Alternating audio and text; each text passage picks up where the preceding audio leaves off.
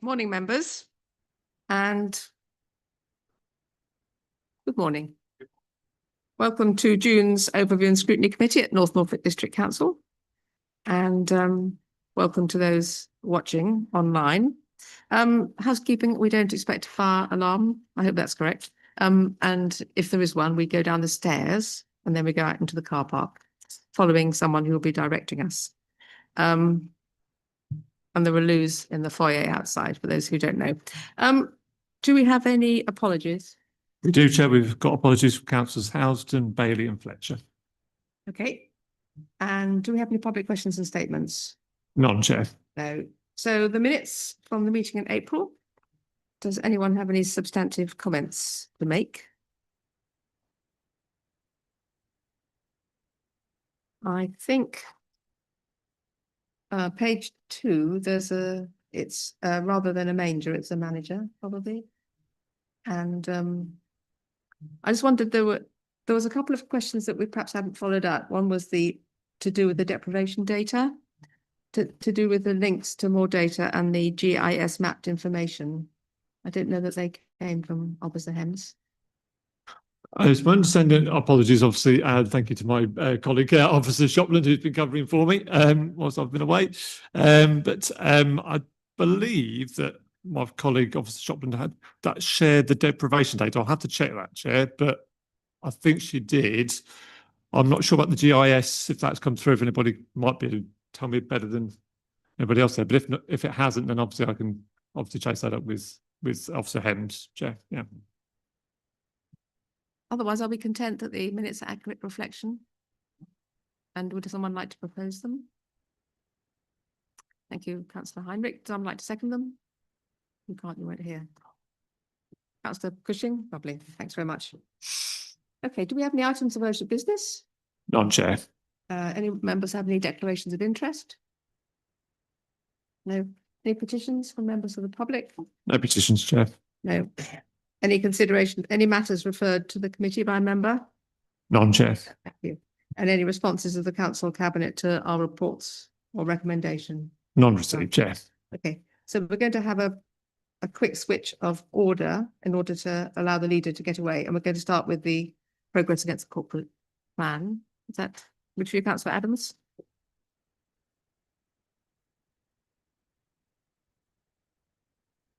Morning, everyone. Okay, so thank you. So of course, if you turn to the tabletized report, so the first item is, of course, the completed local plan, not of course to be confused with the further emerging local plan upon which work has now, of course, started. So obviously, just a reminder, this is the last quarter of the previous financial year or civic year. But drawing attention to the first amber on the list, appreciable progress was made in the last quarter around depot space and permits associated with the heavy goods vehicles necessary for waste collections. Certainly an area of continued significant focus for ourselves in the cabinet, but one where, of course, we have been beholden to government and civil service around understanding of service provision in rural areas. Moving on to the two coastal sections, you've probably seen the media coverage around the demolition of further properties in Haysborough, and work continues to progress nicely around other areas. Do note the typo under section 5 guidance. Sorry about that. Item 6, our next amber, has really been impacted around the lack of data analysis capability or capacity. But work has been scoped and obviously still intending to finish this ahead of local government reorganisation, which is the aim of that action. On item 8, as reported at full council, a good use is being made of the fuel grant monies, and there have been lots of compliments about the referral system put in place and the very valuable conversations happening with residents in that space. In respect of item 10, and Faken work is really moving on now, to continue to follow our media channels for further updates around that. And of course, This links into the following item 11, which we're now progressing at pace with the Bakenham 3G pitch. But this will remain amber unless we can secure the remaining target at North Walsham. And we are beholden to decisions of an external body in that respect. Following that, item 12, just to say, the classroom at Whole Country Park is nearly finished and opens this month, and that's another big leap forward in terms of the provision at this important site, and hopefully will secure the electricity in the long run too. And just to highlight item 16, moving on to there, that's remained green in previous reports, and I think highlighting our relative readiness for the Renters Reform Act and all of the additional expectations there. Moving down to point 21, there is an important planning application for currently for an additional external ATM cash machine. So grateful to representatives of the company being so open to the proposal which came from ourselves at cabinet level, and grateful to former County Councillor Tom Fitzpatrick for support over the highways considerations related to that. But that, of course, in no way prejudices the planning process, which is ongoing and not without constraints at that site. So, over the course of the year, really good successes in terms of the new provision of banking services with Holt Chrome and North Walsham, and hopefully some additional improvements in Fakenham to follow. Moving on to point 25, LGR and devolution. Well, I mean, what can I say at this point? Your guess is as good as mine.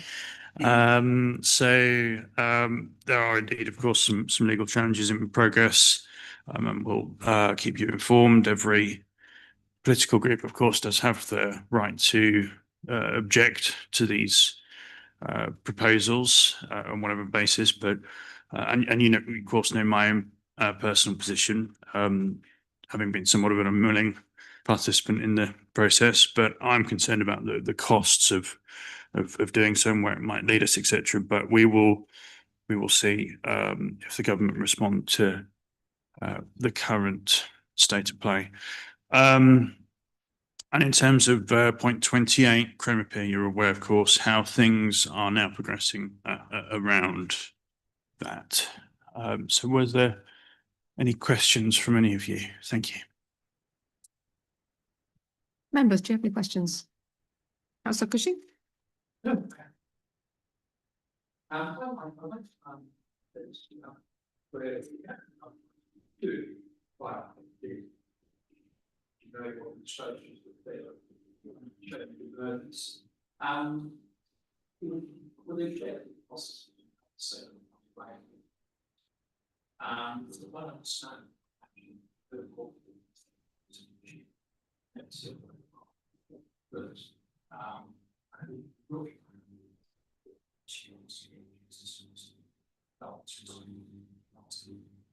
that particular so see how to all opportunities. That's actually there. It's large to this road. It's 5, it's large to this 5, it's 1, it's also so they're supposed to be well building that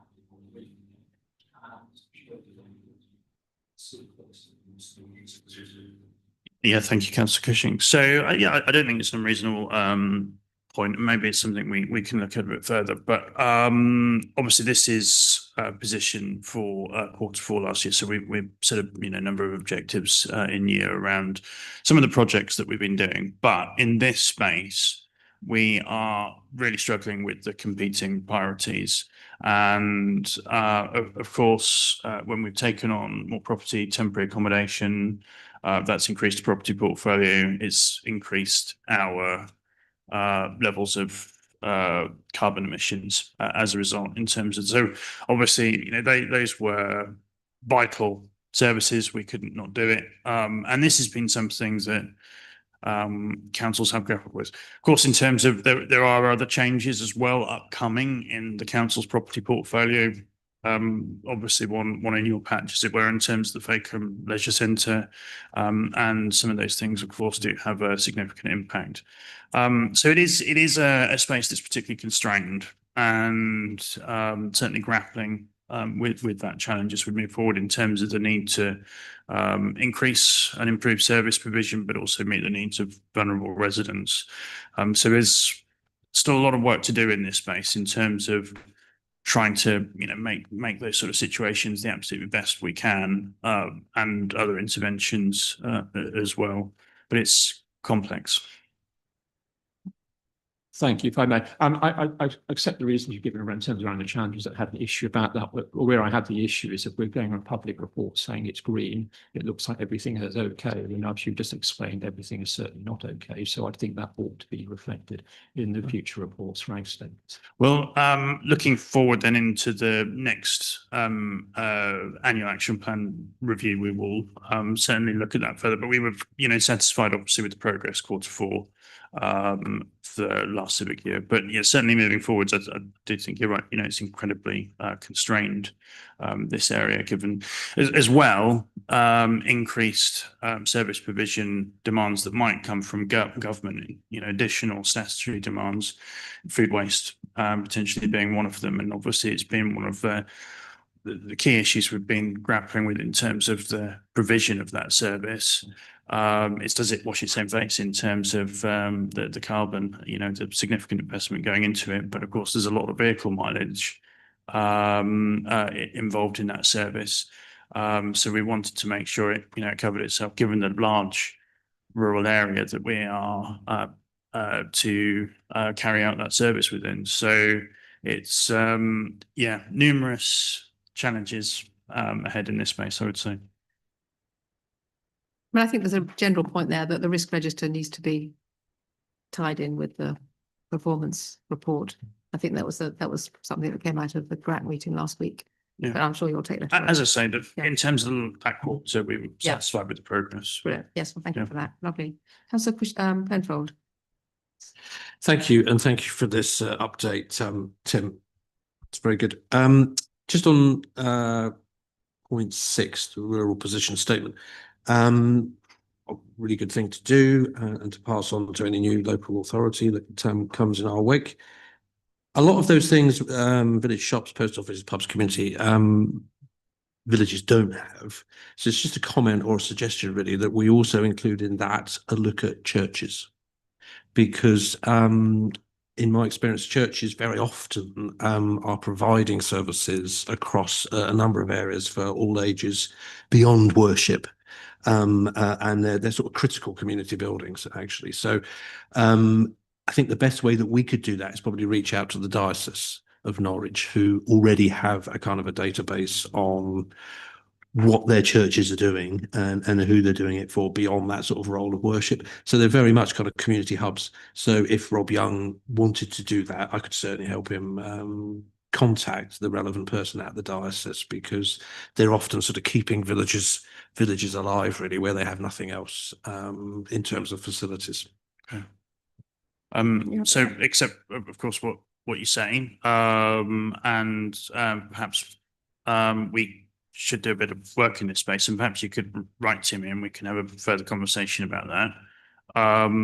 Obviously this was pretty focused around the economic position. We're keen for the emerging unitary to really understand the challenges of the rural economy, and some of that is featured, of course, elsewhere in the action plan in terms of access to cash. Now, on a town level, we've been moving far ahead, actually, of other areas of the county and indeed the country in terms of the rate of progress around access to cash. We've continued to see the decline of rural post offices, which I think will continue to be a challenge. And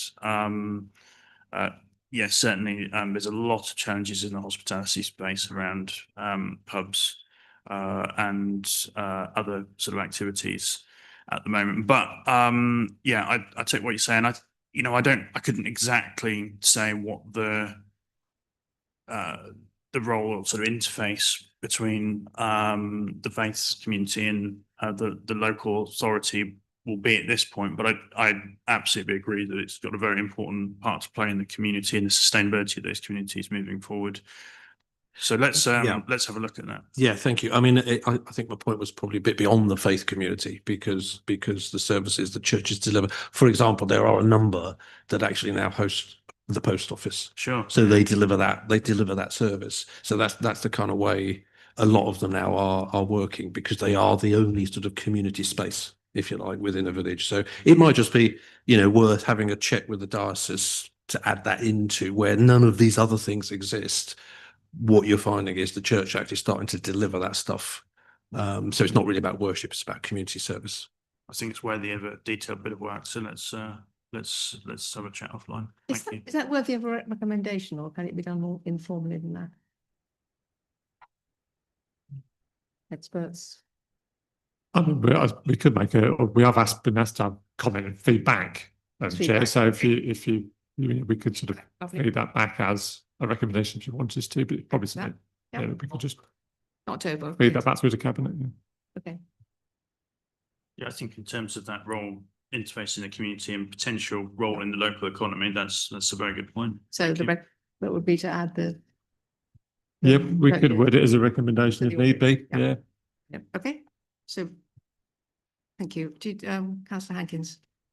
Thank you, Chair. I also have a question on number 6, the rural position statement. The update says that the data has been analysed and a revised scope has been drafted. How and when will we see that result?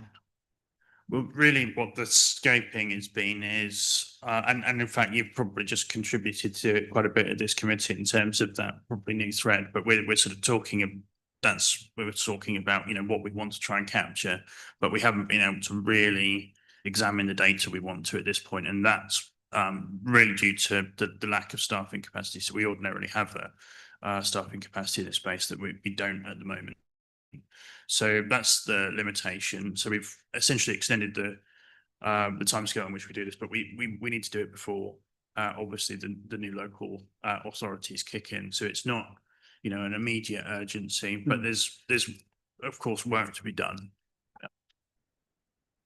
And so the potential timing? I can't give you that exactly at the moment because it's just answering that question in terms of where that capacity comes from. So it's something certainly that's being discussed at corporate leadership team level and between them and us as the cabinet at the moment.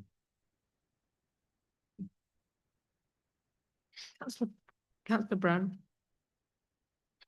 Good morning, everybody. Thank you, Madam Chairman, for allowing me to speak as an observer. Just a point of clarity, I'm looking at page 19 in the second paragraph in the section relating to neighbourhood plans. And it's just for the sake of clarity. I noticed that the neighbourhood plan for Trunch is proceeding as expected, but the neighbourhood plan for Stalham, whilst we have Councillor Bayes, the member for Stalham, in the room with us, doesn't appear to be making such good progress under Regulation 14. And reading this, it would seem that there is a problem with the parish council in Stalham bringing this forward. Now, the question I'm asking is that the case or not, or is the narrative here inaccurate, if not misleading? Okay, would you like to start? Well, I'm afraid I couldn't offer you any detailed information on that, other than that I really do welcome the progress that is being made by town and parish councils in this space, particularly with the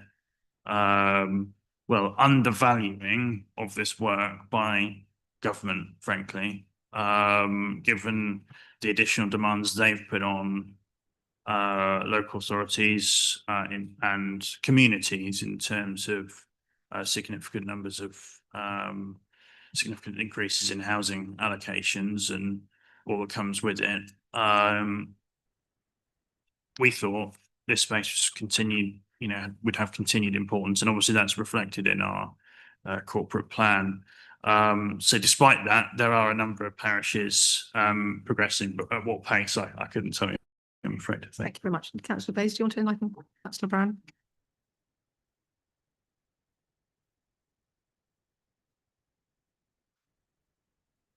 Yeah, sorry. Oh, it's gone then.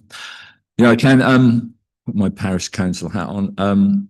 We did have a problem with, I think, due to the local plan taking priority at the council. We then were asked to resubmit our plan because there were some changes required, which I know happened. We had to then employ our consultants again because the cash had run out. So the council had got so far with the local plan that they paid for these consultants to update it. That was submitted, I believe, probably about a month ago. I just read that, Councillor Brown, and I haven't had, or I don't believe the council have had notification that they're waiting now for the actual consultation to take place. We know it's got to take place, but we were still waiting for those amendments to have been done by our consultants.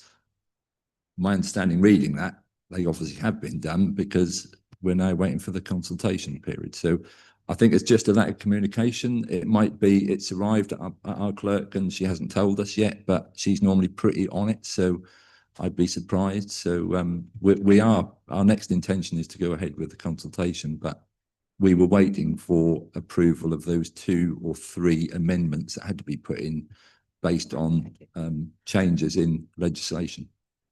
Very much. Councillor Cushing, did you want something? Yes, just a quick question, please. On number 15, we've got affordable homes.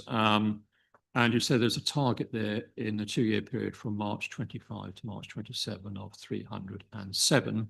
And I know in the report, the bulk of those will be built in the current financial year. So it looks like you're on target at the moment. How you, assuming from the RAG green status, you're confident the remainder will be built in the current year? So if you could give us an update on that, please. I'm confident in that target. I don't know if you've got anything to add yourself, Jill. You're all right. No, I mean, yeah, there's been pretty reasonable progress elsewhere in terms of these small sites. Certainly, some concerns about the capacity of some of the registered providers to commit to sites elsewhere, but we're always trying to move this forward. It's a constant sort of area of conversation, really, and of course securing the funding to do so. So yeah, there's all sorts of moving parts here, of course, but I'm really satisfied that we're continuing to make good progress. Can I just add to that? Is it useful to look at the net gain in terms of affordable housing because of the considerable loss of affordable housing? And if you're netting, at any point, are you netting that off the new completions or the new acquisitions? So what I do know about that particular area is, of course, we are continually having those conversations with the providers around disposals. I'm not involved in them myself, so perhaps that's an area of work you would like to look at in future. I don't know. That's of course your choice, but it's something we're constantly doing. But of course, we see the level of demand on the housing list, and that number, of course, is and continues to be very, very significant. And that's the headline figure, if you like. But I don't think it's an unreasonable area to consider, particularly given the district council initially provided many of these properties, albeit in the decades previous. Yes, I mean, it might be quite good to add that to the report. I had a couple of questions. With Benjamin Court, what is the update on that? Well, That's number 9. Have you got a hot update for us? Yeah, well, things are moving. I think we are pretty close to announcements now, not just about Benjamin Court, but elsewhere in the district, in line with national government strategy and local priority. I am still very concerned about the impact of delayed discharges of care. What we're talking about there is so-called bed blocking. So at any one time, it can be up to 20% of the acute hospital bed space taken up by people that are well enough to leave, but perhaps not well enough to go home. So we're talking about big numbers there. Significant impacts on these people, also significant financial, monetary impact in terms of the NHS budgets. So it's always made sense to us that you would have a very dynamic, what we call step down provision coming from hospital, or perhaps a step up provision to actually try and avoid some of those admissions. Someone like a doctor or prescribing, a nurse or someone actually a clinical professional, spot someone that's health is deteriorating and potentially stops that admission to the acute hospital in the first place. So regardless of the outcome, in terms of what happens next at Benjamin Court, I think that factor will continue to be with us, because even the numbers of, even if it was fully provided at Benjamin Court or another location in Norfolk, the numbers are very significant. Of course, there are lots of other health priorities as well, but frailty will continue to be a big issue moving forwards. So we are in discussions with both the ICB and the NHS Foundation Trust. So hopefully we will see some news in due course, not far away. Thank you. And similarly with the Bacton Energy Hub, is this on track, and what are the KPIs for this? Yeah, a lot can change week to week, really, in terms of changes in government priority in this space potentially. But we are, we're continuing to support, I think it's fair to say, very good conversations at a national level among all of the key players in this space in terms of national representative bodies and, of course, these companies. Regardless of that, I think there's a long-term future for Bacton and the infrastructure that is there, albeit its role might change. So most of this work is directly supported by our chief executive. And in due course, perhaps you might want to get a further update from him, but certainly it's not moving at a significant pace, but there is a lot going on. So perhaps some more specifics could be added to that in the future, do you think? Yes, I mean, really, it's a continued supporting, voice for and anything we can do around planning and actually trying to influence government policy, everything that you can imagine, really. But it's, of course, all external bodies in terms of all businesses in terms of this action. But certainly, let's have a further conversation about that in future. Lovely. The other question was about the service reviews. Yeah. It's page 31, which is green, but given that we're redirecting our resources towards LGR in whatever shape or format that might be, is that optimistic? We've spent quite a bit of time discussing that on and off, actually, at our business planning sessions and reviewing that point. So it's not without strain, and obviously there is additional need for staff being involved in the LGR process. So despite what you hear about potentially less staff being involved with unitaries, it is certainly a big administrative bulge, really, in terms of actually setting them up. And it's really significant amount of work. So, it's a huge bit of work across many fronts, many individual work streams. So yes, you're right to highlight that as we move forward into the next reporting period, this might be under some strain. That said, we are and have made, I think, good progress, and that is really important as well, that we continue to do that, because obviously we want good practices and staff to be in the best possible position for what is ahead in terms of those emerging authorities, and that obviously translates into the best possible service provision for our residents, communities, businesses, and everyone above. So continued focus on this space, but you're right to point out we will be under increasing strain as people are pulled into the local government reorganisation work. And of course, the government's said very little about devolution recently. And you know, if you think back, when was the last time you saw any announcements? And that's another area where we could see additional capacity pulled into as well. But they're being very quiet about that at the moment. Yeah. Okay.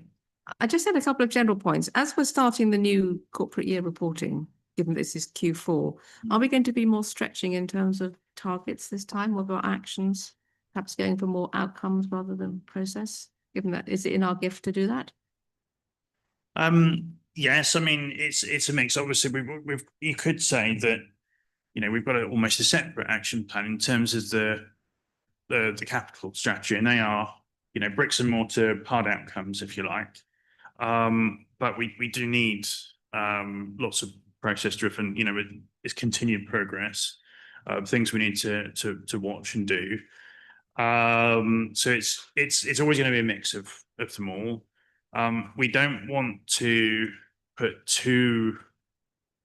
overstretch ourselves in terms of the action plan because of that conversation we were just having around local government reorganisation. If it weren't for that, this would be a longer set of targets anyway.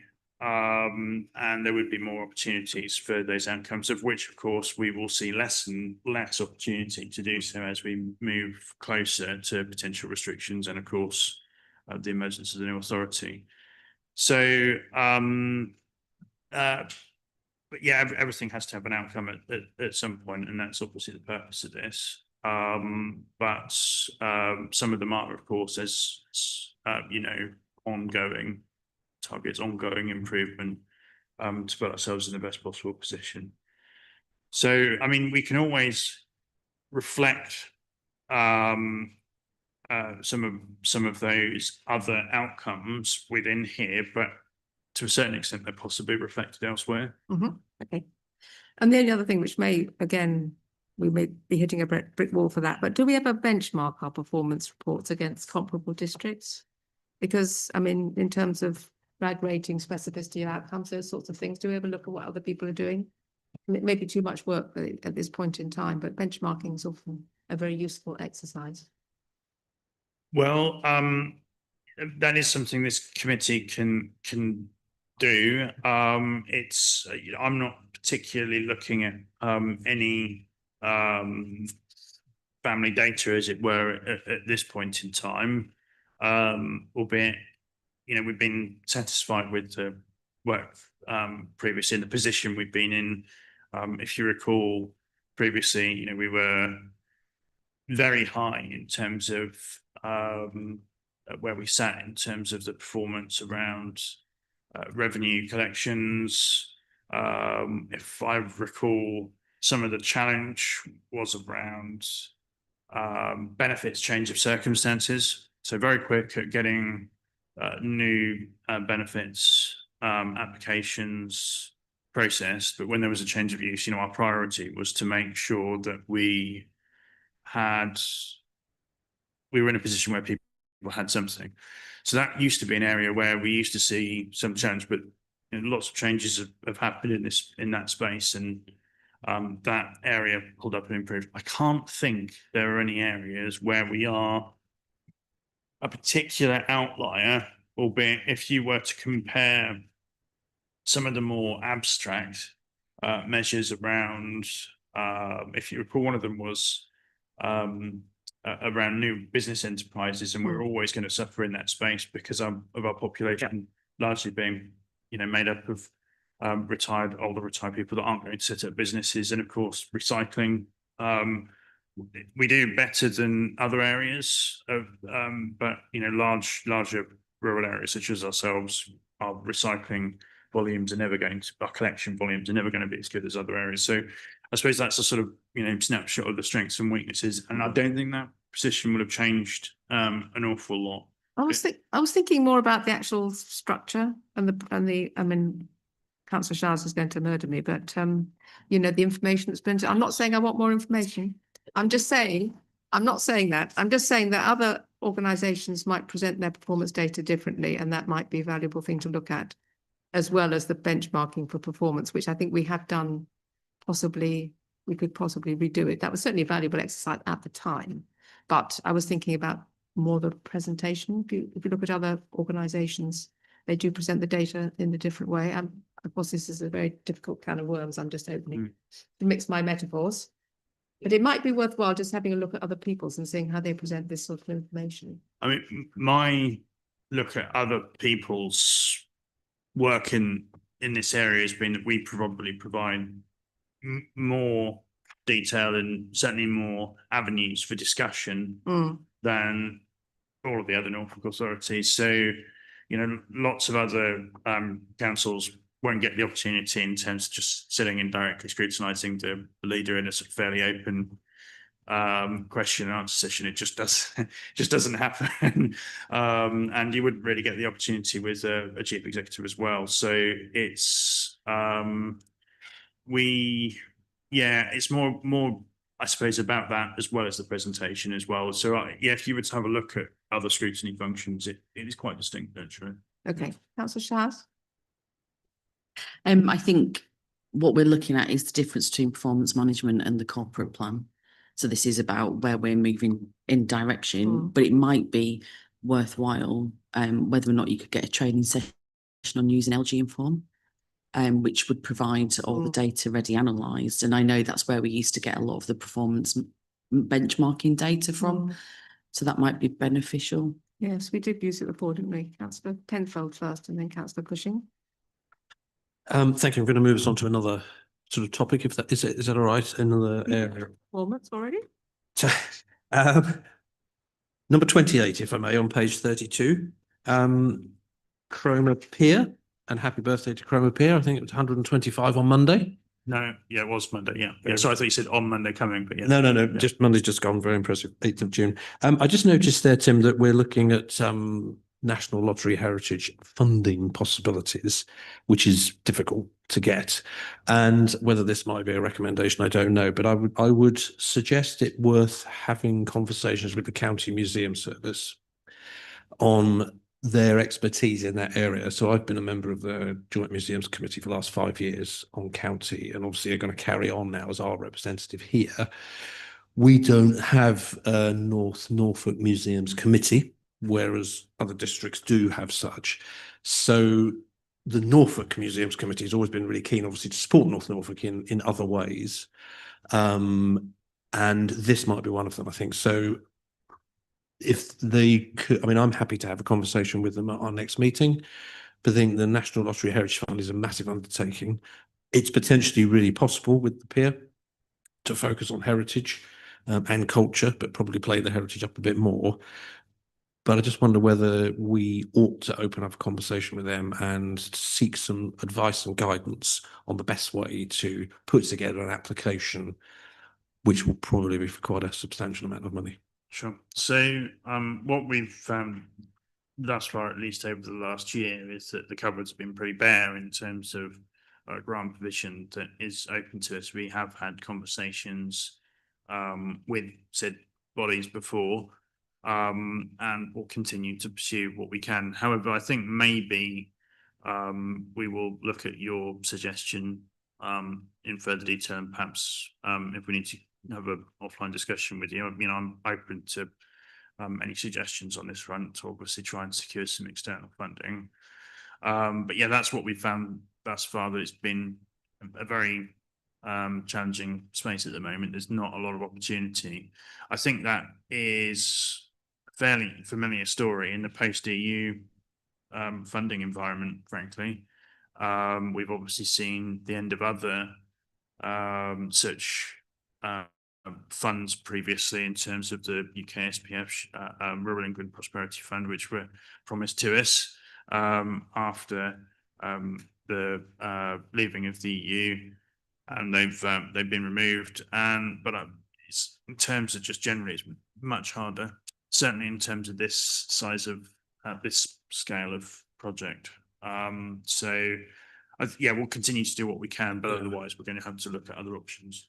Yes, I think it's about the expertise that we might be able to lever in there in putting applications together, and how that application can kind of deliver on other strategic initiatives as well. Kick the Dust, for example, is a fantastic program that is run by county museums for young people. So, you know, how might the peer play a part in that? Or, you know, with schools or wider learning, and that's where that sort of county experience, I think, in many successful lottery projects, the castle obviously being the most obvious recently, but just about to update Time and Tide as well, and Great Yarmouth. So North Norfolk's been slightly overlooked in that sense from a county point of view, and therefore they've always been very keen to support where they can, and this might be a good opportunity. Thank you. Does that have to be a recommendation or is that feedback? Again, we could probably do that. Obviously, I've been frantically noting these recommendations down, but obviously at the end, if you're happy, we're willing to vote on those if we're going to recommend them. So, Okay. cabinet, but I can relay those to you at the end if you'd like me to, Chair, and then we Okay. can vote on them. Picking up on the LG Inform, do people want another trading session on that, or are you quite comfortable with using it? Councillor Heinrich, you look as though you're about to make a comment. I think anything to do with LGR, we wait and see what happens. Yeah, I think, yeah, No point in prejudging what this government might do. good point. Okay, Councillor Cushing, you were going to come in. Yes, if I may. This is actually, I want to return to your point, if I may, Madam Chairman, about the construction of this year's corporate plan, and something I'd very much like to see in that, which came out of last week's Governance Risk and Audit Committee. That is about the signed off audit from Ernst & Young, which is something which exercised all members of the committee, and particularly the chairman, Councillor Boutikoffer. As you're all aware, for the last few years, they've been disclaimed, which in layman's terms means they haven't been signed off. Last year, they were disclaimed, and Ernst & Young, our external auditors, put the blame for that squarely on NNDC for not providing information they needed. Now, there may be all sorts of reasons for that, why that happened. I don't want to go into that at all. We explored that in depth actually in the committee meeting. However, one thing that the committee was really very keen about is that all the stops are pulled out to make sure that this year's audit, at least, is a qualified audit, which is the next stage, getting to the unqualified, which is where we actually ultimately need to be. So I know that we're putting, Councillor Boutikoffer is putting actions in place so that we can monitor that very clearly. But this council spends, if you include VAT, about £200,000 on that audit, and that's an unknown number. Put it into real terms, that's almost the equivalent of the annual rise in council tax for taxpayers. So it's really important. And obviously, if you're going into LGR, it's really important that we actually have our finances absolutely nailed down. There's nothing in there. So I think there ought to be an objective in there that actually in this financial year, we end up at least with a qualified audit, and we make sure that you and your administration are keeping a very close and beady eye on that, along with the committee members. And obviously we've got other members, we've got two other members of the committee there, so they may have their own thoughts on that. Thank you. So you're proposing an addition to the action plan. Okay. Any?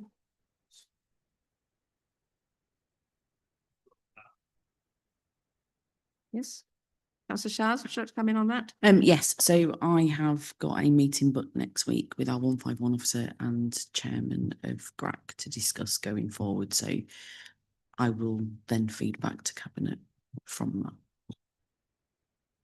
Is that sufficient, Councillor Cushing, or did you want something more concrete as a recommendation from this committee? I'd like to see a recommendation from us saying that ought to be in the corporate plan, because I think that is really crucially important every which way. It's been a number of years, but disclaimed audit, and that's just got to the stage now. It's not acceptable, I don't think. And none of us in the committee were filled with confidence that we wouldn't, that we would actually have a qualified report next year. Well, you know, obviously it's worth saying we're really not alone in this space, and there's a national context as well. It's hard to sort of get away from that. I mean, personally, I'm quite critical of the scale of auditing, which I do think has become a very big industry itself. There's an awful lot to this now. And I honestly think if members of the public were to understand the scale of that and some of the things that were being looked at, they'd be quite critical of, well, why are we spending all of our time looking at that? Because we're not talking about, fraud or maladministration or any of those sort of big topics that you might think of here. We're talking about a lot of process issues, some of which I think local authorities are judged quite unfairly against delivery. Some of the recommendations are quite clearly impossible. But in terms of what you're saying, you obviously had the response there from the deputy leader and relevant portfolio holder. So certainly it's an ongoing conversation there, Greg. Thank you. Okay, thank you very much indeed. That's the base.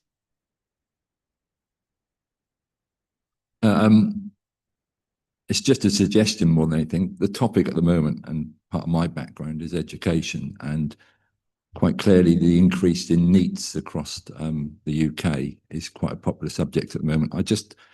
When I look at this particular corporate plan and the actions and that, there's no emphasis on apprenticeships or training, what is happening in this area. You have to search for it more than actually find out what's happening in terms of how many apprenticeships, how many employers are taking on apprenticeships, what opportunities there are in this area.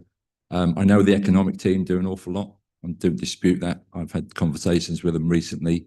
But I just think it's about getting the message that we're probably a bit more focused on that in terms of what opportunities there are out there and what's happening in our area. That's important from where I sit, because as you know, young people, I think it's one of the highest in Europe now in terms of how many people are out of education, employment or training at the moment. So are you proposing to add another? I would like to see it.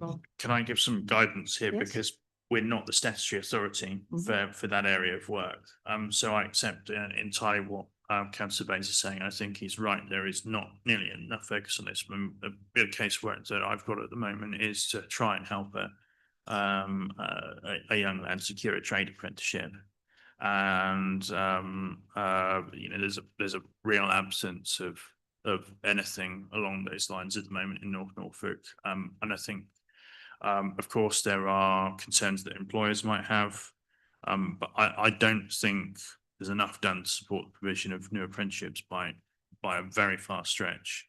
But this is the statutory responsibility in terms of this belongs to the county council, so they should be the ones looking at that and scrutinising the performance in that space. But by all means, make those representations via your county councillors. Okay, thank you very much. So coming to the recommendations, Yes. what do you have? Okay, so we've got a couple there. So obviously, first of all, Councillor Penfold, we've got that but obviously we potentially recommend for Cabinet to contact the local diocese for info on what services churches in our area provide to our local communities. If obviously you're happy with the wording, Does that capture your on capture thoughts? that. Briefly? Yeah, I think that's fine. There's obviously a bit of, when you use the word services with churches, that can imply worship. We are looking at community service provision or something like that, I guess. Yeah. Okay, do we need to read that out again before we? Yep. So for Cabinet to contact local diocese for info on what services of community provision churches in our area provide to our local communities. Okay. Lovely. There was the one about discussing the. So yeah. Yeah. Absolutely. Yeah, so absolutely. So we've got that one also from Councillor Penfold there. Obviously, for the first one, obviously, if you're happy, obviously we'll get a vote on that, Chair, while we can, if that's okay, if you're happy. Okay, do you want to vote Obviously, the first if one we about vote the on that. adding? I propose and second. Everyone happy? Okay, good. Have we got the proposer and seconder there? Sorry, Chair, I didn't get Oh, I'll proposer, second- Councillor. I'll Yeah. second it. Yeah, lovely. Thank you, Chair. Okay, Second one, again, Councillor Penfold, was for well, I put it as Councillor Penfold was happy to talk to the County Museum Service for guidance on putting an application for heritage funding and to inform our strategic process if we're happy to help Cabinet there with that process and make that recommendation that Councillor Penfold was to do that for us. As a committee. Yeah, and I can then liaise with Officer Young perhaps on that. okay. Would someone like to propose that? Okay, we'd like to, Councillor Gray, second it. Okay, lovely. And then we have the proposal to add to the action plan. Yeah, so I've tried to capture, obviously, yeah, Councillor Cushing's there was to propose an addition to the corporate action plan to monitor the audit progress and to seek, for purposes of seeking assurance that targets are met. Obviously, as we're aware, obviously, I don't know if that was captured because I'm aware that GRAC was obviously, as we say, sort of got a few points, isn't there? But Councillor, because you might have a little bit of a reword there for. If I may, Madam Chairman, it's very simple that actually I think the corporate plan ought to simply say that the outcome of the Ernst & Young external audit is at least a qualified, I think the extra term is a qualified outcome. I think, I'm not sure whether it's outcome, it's qualified certainly is the word we want in there. Whether it's outcome itself, you might want to reword that, but as opposed to disclaimed. You have three levels. You have disclaimed, you have qualified and unqualified, and qualified is the gold standard. Qualified is, I suppose, amber and disclaimer is red. Disclaimer is red. Okay, do you want to read back what you've got? So I've got, forgive me there, Councillor Cushing, but I've tried to capture that quickly there is for us to propose an addition to the corporate action plan to ensure that the Ernst & Young audit is at least a qualified outcome. External audit. External audit is a qualified outcome. That's near enough, I think. Don't know if Councillor Officer Denny's got a thought on that, but or if you wanted to. Sorry. I think the word you may be looking for is audit opinion. Not outcome. Okay. Thank you. So I've just sort of changed that slightly there to propose an addition to the corporate action plan to ensure that the Ernst & Young external audit opinion is at least a qualified outcome. Audit opinion, yeah, got that. Yep.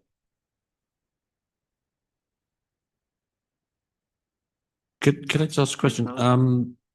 That's a bit confused. Is it our place to say that we want to ensure that? Because I'm just that sounds sort of slightly preempting things when they are doing their job, and we, it might come back like that, but I'm not sure it. Who knows? I was more comfortable with sort of the monitoring of that. I mean, I do share Councillor Cushing's concerns because we voiced those at GRAC last week. But I'm not sure we could really put the word ensure in there. If I may, I just think there should be a target that the external audit for this year, we are aiming for and doing everything to achieve a qualified opinion. Okay. Are you happy with the word? Should be happy with the word Now, when we target. achieve that, whenever they plan to achieve it, it's another matter, Okay. but it's. I think target is probably the word. Or target, yeah, that's rather. that should be in our plan. So what's the recommendation? So we could sort of change that slightly. Basically, propose an addition to the corporate action plan.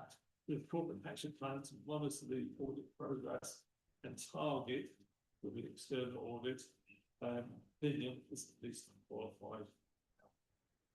Okay, does that, if anyone, Councillor Gray?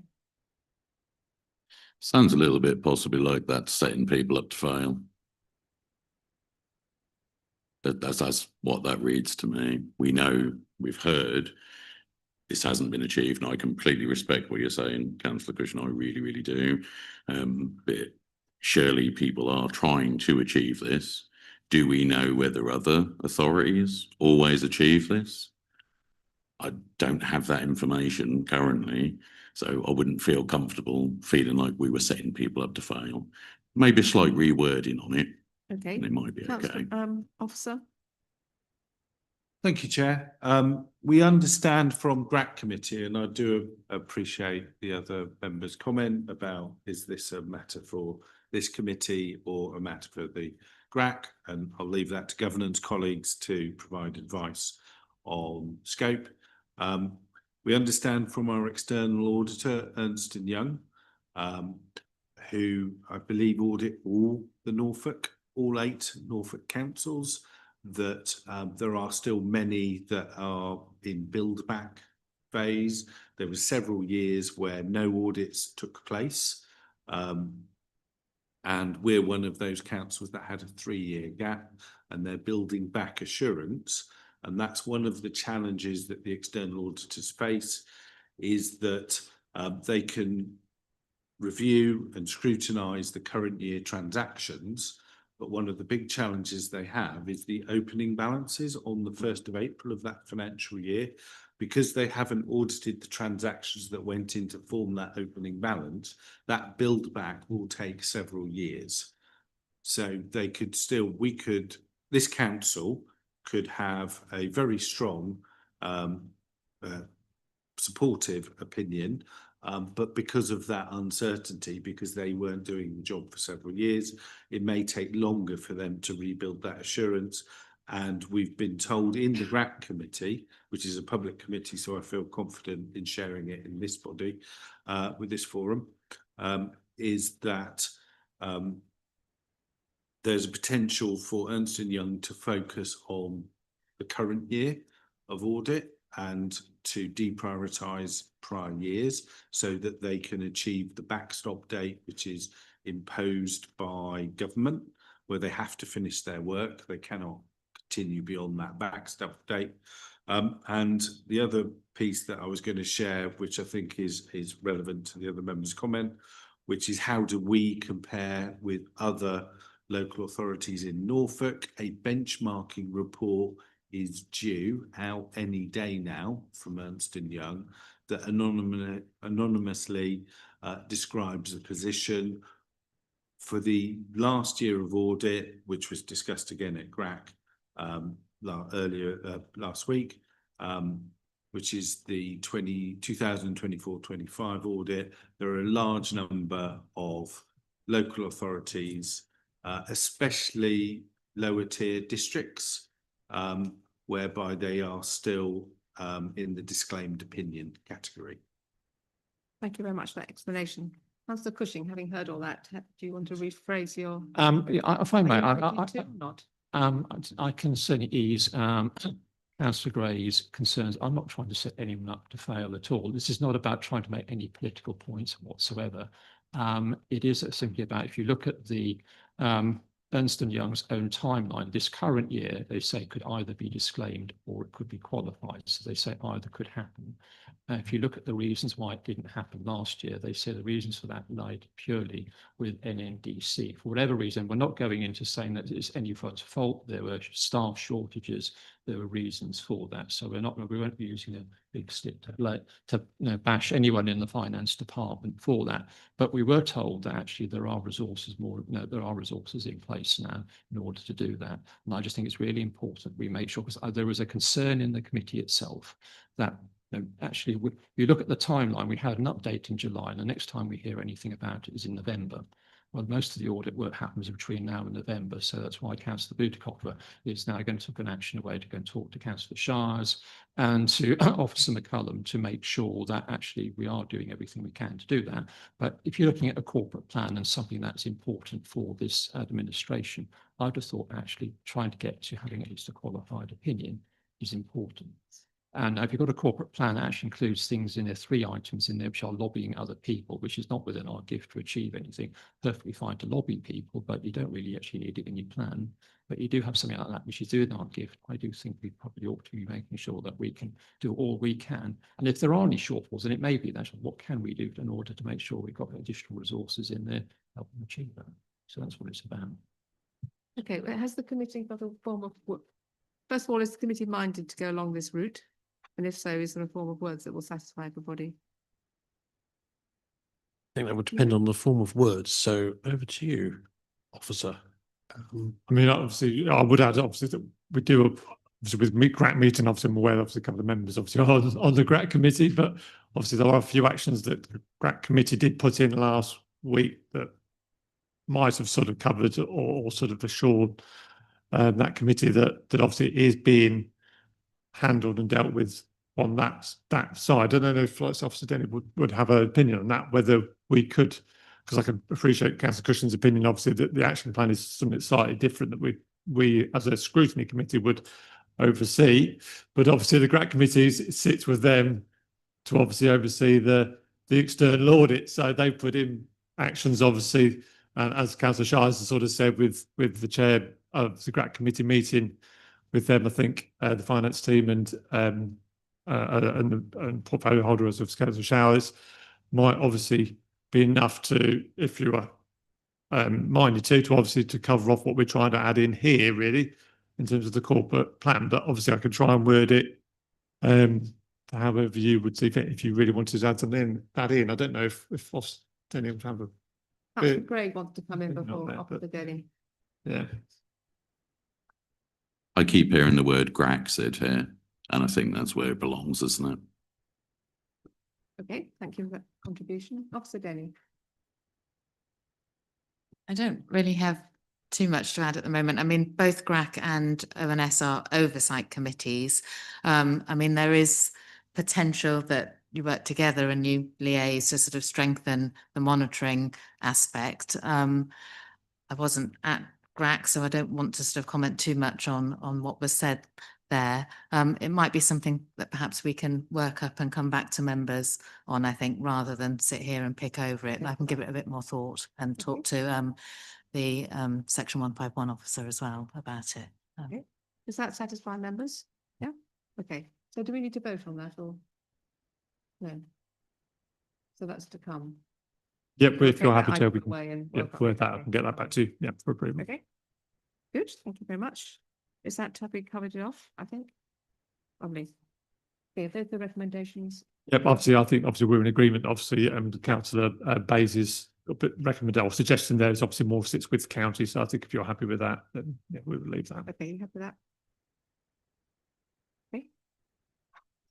Good. Okay. So now, thank you very much indeed for your contributions. Thank you. Thank you very much indeed. I'm sorry. So we've got our Anglia Water colleagues sitting patiently. I'm so sorry to keep you.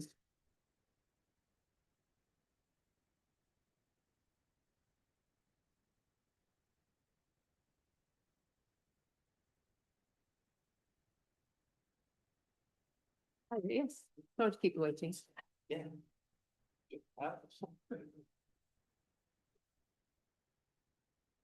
Thank you very much for coming. Do you want to introduce yourselves? Though I think everyone knows you. It's a smiley face. Sorry. What's hair coming up? Yeah, good morning, everybody. Thank you for inviting us today. Yeah, my name's Grant Tufts. I'm the Senior Policy and Public Affairs Lead at Anglian Water. Morning, everyone. Hannah Wilson, Planning Manager at Anglian Water. So I manage the team that respond to planning applications and local plans. Are you giving us an update first and then we're going to ask questions? Yes, yeah. So we've Thank you very prepared much. like a statement to sort of bring you up to date on some of the issues we raised last time and some other sort of topical points, which I think you'll want to hear from us about. So I'll read through the statement first, and then I'll hand over to Hannah. She'll give a little update on growth and planning and water resources, and then we're open for questions, and we'll try and answer what we can today Obviously, if we can't, we'll take it away and we'll come back to Adam and Yeah. the chair with updates from written format at a later date. So first of all, thank you again for inviting us. We always welcome the opportunity to come up to see you in North Norfolk, and we've got a great relationship with the council, probably one of the best in our region actually. So it's a really good model we've got. I think we're coming up next week to see some of this leadership team with our regular updates. So always a pleasure to come up to Cromer. So I thought, first of all, one of the topics that was raised last time was about storm overflow data, which is sort of a crucial point of concern across many communities, and quite rightly so. So we're giving you an update on the data we had from last year. Now it's been verified. The storm overflow data for North Norfolk last year totaled 227 times it discharged across overflows, which is around 7.6 spills per overflow for an average of 29.3 hours. That is significantly lower than the previous year, almost 90% lower since 2024. Now, I know we had a dry summer last year, but that wasn't the main reason for that reduction. The real reason was the fact that we've invested heavily in reducing storm overflow discharges through building storm tanks and mapping networks and getting our assets in a better shape. So our teams work incredibly hard to improve that performance, and we're really pleased that data is improving. And it shows us we're on the right track with our investment, hopefully to keep those figures coming down. So some good news there. And that directly links to my next point, which is about bathing waters. So again, we've been working with the council on this, but all 7 bathing waters in the North Norfolk region were rated as excellent. And the Environment Agency shows a 96.3% across the whole of Anglian Water region were good and excellent, reinforcing that position of our part of the country having the cleanest bathing waters in the country. So that's really good news too. And we're really grateful for the council for support in that comms we did earlier last month on that success. We did some joint press releases and statements, which is really useful to sort of reinforce that collaborative approach we've got working with the council on such an important thing as bathing water quality. We also like to thank the council while we're here for bearing with us while we dealt with the issue at Munsley. So we had a burst pipe at Munsley, as you might know, back last year, earlier this year. And we worked closely with the ward councillors and officers, keeping you updated, and also with the lifeboat station, right by the lifeboat station. We did great collaboration with the guys there too. And the work was all completed well ahead of the bathing water season starting. So that's a success through a very, very tricky and complicated repair from where it was located. So again, thanks to the council for supporting us in that and helping us with the comms to the community and the people using the beach. So in terms of investment more broadly, so we are in our biggest ever capital delivery programme, as I think I mentioned last time I was here, £11 billion in the current 5-year cycle from 2025 to 2030. We're calling it a Build Back Better moment for the next 5 years, upgrading our critical infrastructure across the region, including in North Norfolk. And thought since our last appearance, I'm pleased to report that work's completed at a new storm tank at Aldborough. We've also got that investment of around £600,000, and there's more to come. There's upcoming projects to tackle the storm overflow challenge I mentioned earlier, which includes spill reduction schemes at Bristol, Fakenham, Horning, Knackerswood, and a spill reduction scheme again at Munsley, all improving, maintaining the improvement to bathing waters as well. We've also got new screening, which basically filters out the storm overflow material at Bristol, Ludham and Runton, and surface water management flooding schemes to improve resilience at Potterheim, Horning, Houghton and Hickling. So it's quite a broad geography that we're covering in North Norfolk. I think also it shows our commitment to forward that investment as quick as we can to reduce that impact of storm overflows, because we know how crucial that is.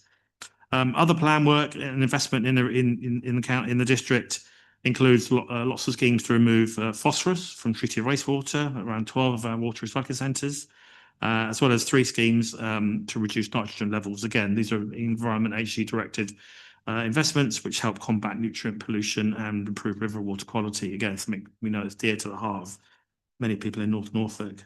It's not just on the wastewater side, it's also on clean water. So I think Hannah will get onto a bit more about resilience and water provision in a minute, but we're also investing in water supply across the district, laying new mains and repairing sort of pressure points and leaks, investing in places like Houghton St Giles to upgrade our water treatment works there, as well as replacing over 10,000 metres of water pipes across the district by 2030.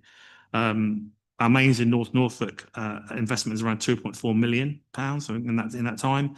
It includes schemes at places like Croxton, Brixton, and Lower Bodham. So these are the pinch points and the sort of hotspots we've had leaks and bursts historically, where we focus our investment on a priority basis. There's also, I mentioned before, our strategic pipeline, which is a sort of north-south pipeline we're building in Anglian Water's Reading, with spurs off of that into other parts of the region, and that does reach into Norfolk and North Norfolk. So that's continuing, and we'll eventually provide between 25 and 85 million litres of water per day for customers. Also the desalination plant proposal we talked about is progressing as well, and if a preferred site should be decided upon by the end of 2026, and we expect that water to be in supply by 2036. It does take a long time through planning and other sort of things. There aren't too many desalination plants in the UK that we can refer to, so we're having to rely on international advice, I think, in this sphere. But it's a commitment we're sticking to make sure we add that resilience to water supply for East Anglia and Norfolk going forward. And then as we head into summer, I just thought I'd mention the Amber Heat Health Alert that we had at the end of May, bank holiday. And again, we would be grateful for any future alerts that might come out that affect the district and beyond, to help us with comms and messaging for our customers, to be water wise. Our customers are really good at this already, but every drop counts, as they say. Small changes can make big differences to the water we need to provide and use. There's also you'll be seeing a national water efficiency campaign coming from Ofwat, our regulator, in the coming months as well, which will be appearing on social media platforms and radio and TV. But we've got our own local campaign that joins into that as well. So you'll see that through our Small Changes, Big Difference campaign. And then finally, if you heard, but we've got a Thriving Communities Fund, about £5.8 million, which is a fund that we're investing in local initiatives that are involved around water and sustainability, working with community groups and partnerships to improve their local environment.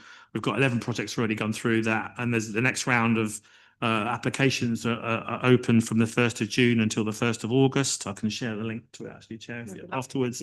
But yeah, we encourage you, if you've got any groups in your communities and your wards that are relating to water or sustainability or environmental projects, there's an application process where you can get grants between £5,000 and £50,000 out of that fund. As I say, we've got 11 successful bids last time, and then we're progressing with those. But it's a really good opportunity to sort of see us give something back to the communities through this fund. So I'll hand over to Hannah to give a brief update on our strategic site process, then we'll open it to questions. Thank you very much indeed. Thank you, Grant. So you're all aware that we've recently introduced what we call the strategic sites process. So that is used when we are responding to planning applications.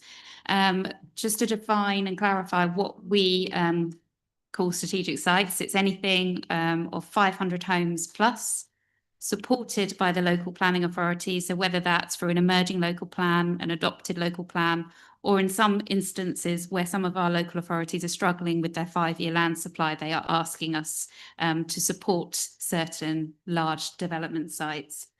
And the build trajectory of those sites spans multiple investment periods, so our asset management periods. And really that's allowing us to invest at the appropriate time alongside that development build rate.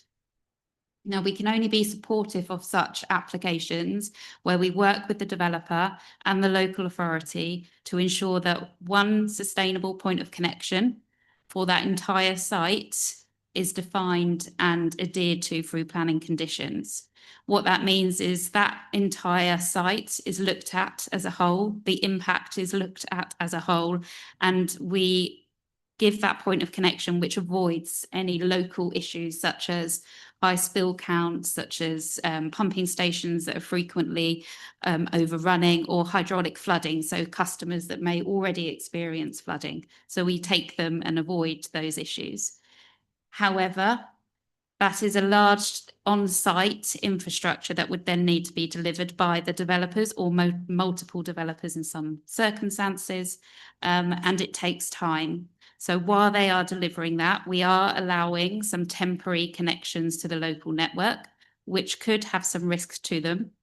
Where we identify that there are risks for those early phase temporary connections, we are asking developers or requiring them, again through planning conditions, to put on-site mitigation to hold back flows at times when the local network may be already flooding or already at capacity.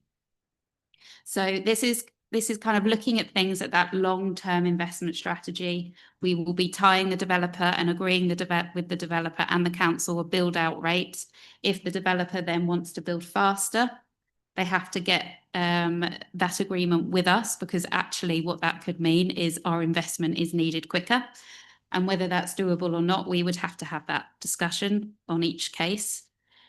Or if their build trajectory is slowing down, again, they would need to discuss that with us, because any temporary connections that we have approved to the local network could mean that risk is there for longer, which may not be suitable for that particular site.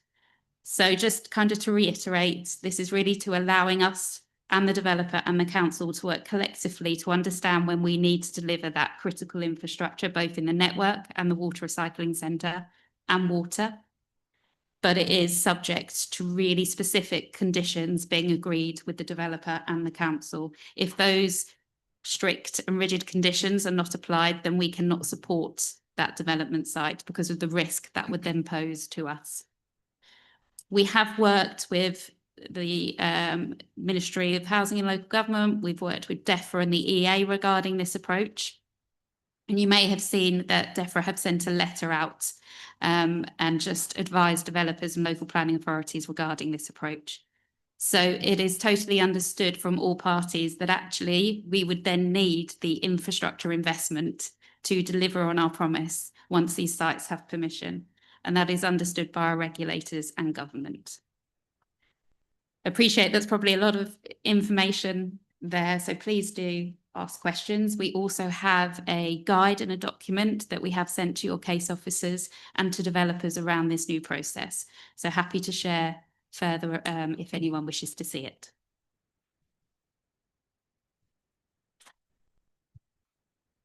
Thank you very much indeed. That's really interesting. Can I just ask quickly before we jump into other questions, what happens if you've got less than 500 houses being built? It's a very good question. So less than 500 houses, you won't meet that trigger.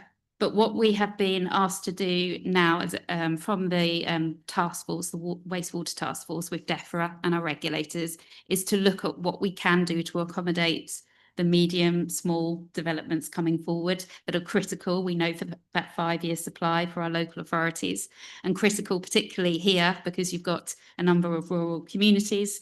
So we are actively working on how we can enable that growth whilst protecting our customers and the environment. We are not there yet, but we are having those discussions, and we will also be working with developers looking at those opportunities for that smaller development scale. So we're not there yet, but we will provide an update as soon as we are. Right, and last time you said you were consulting on all applications. Is that still in force? Yes, so yep, absolutely. We respond to all applications. So anything less than 500 follows our standard process. Where we don't have water recycling centre capacity, we will be objecting, and then there are 3 water recycling centre with a numeric permit that we are objecting to within North Norfolk. And then all of the descriptive works, and I know you have many within the district, we will be objecting to those, any growth within those catchments, unless the developer can do some flow monitoring work. So, sorry, appreciate that I'm kind of throwing a lot of information at you, but those descriptive works, because you have many within your district, it's important to note that we're also looking at those.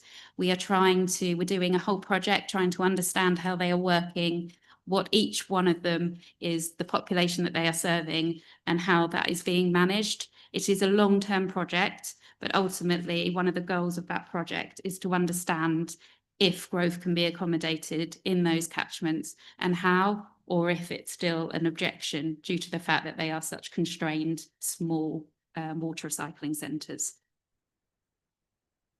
Okay, thank you very much indeed. Members, we have got some prepared questions, but do any of you want to go off piste given what you've just heard? As there was quite a lot of interesting information there. Councillor Lee. Can I just ask, could you explain a bit more about, you said the entire site and impact is looked at as a whole and you avoid existing issues?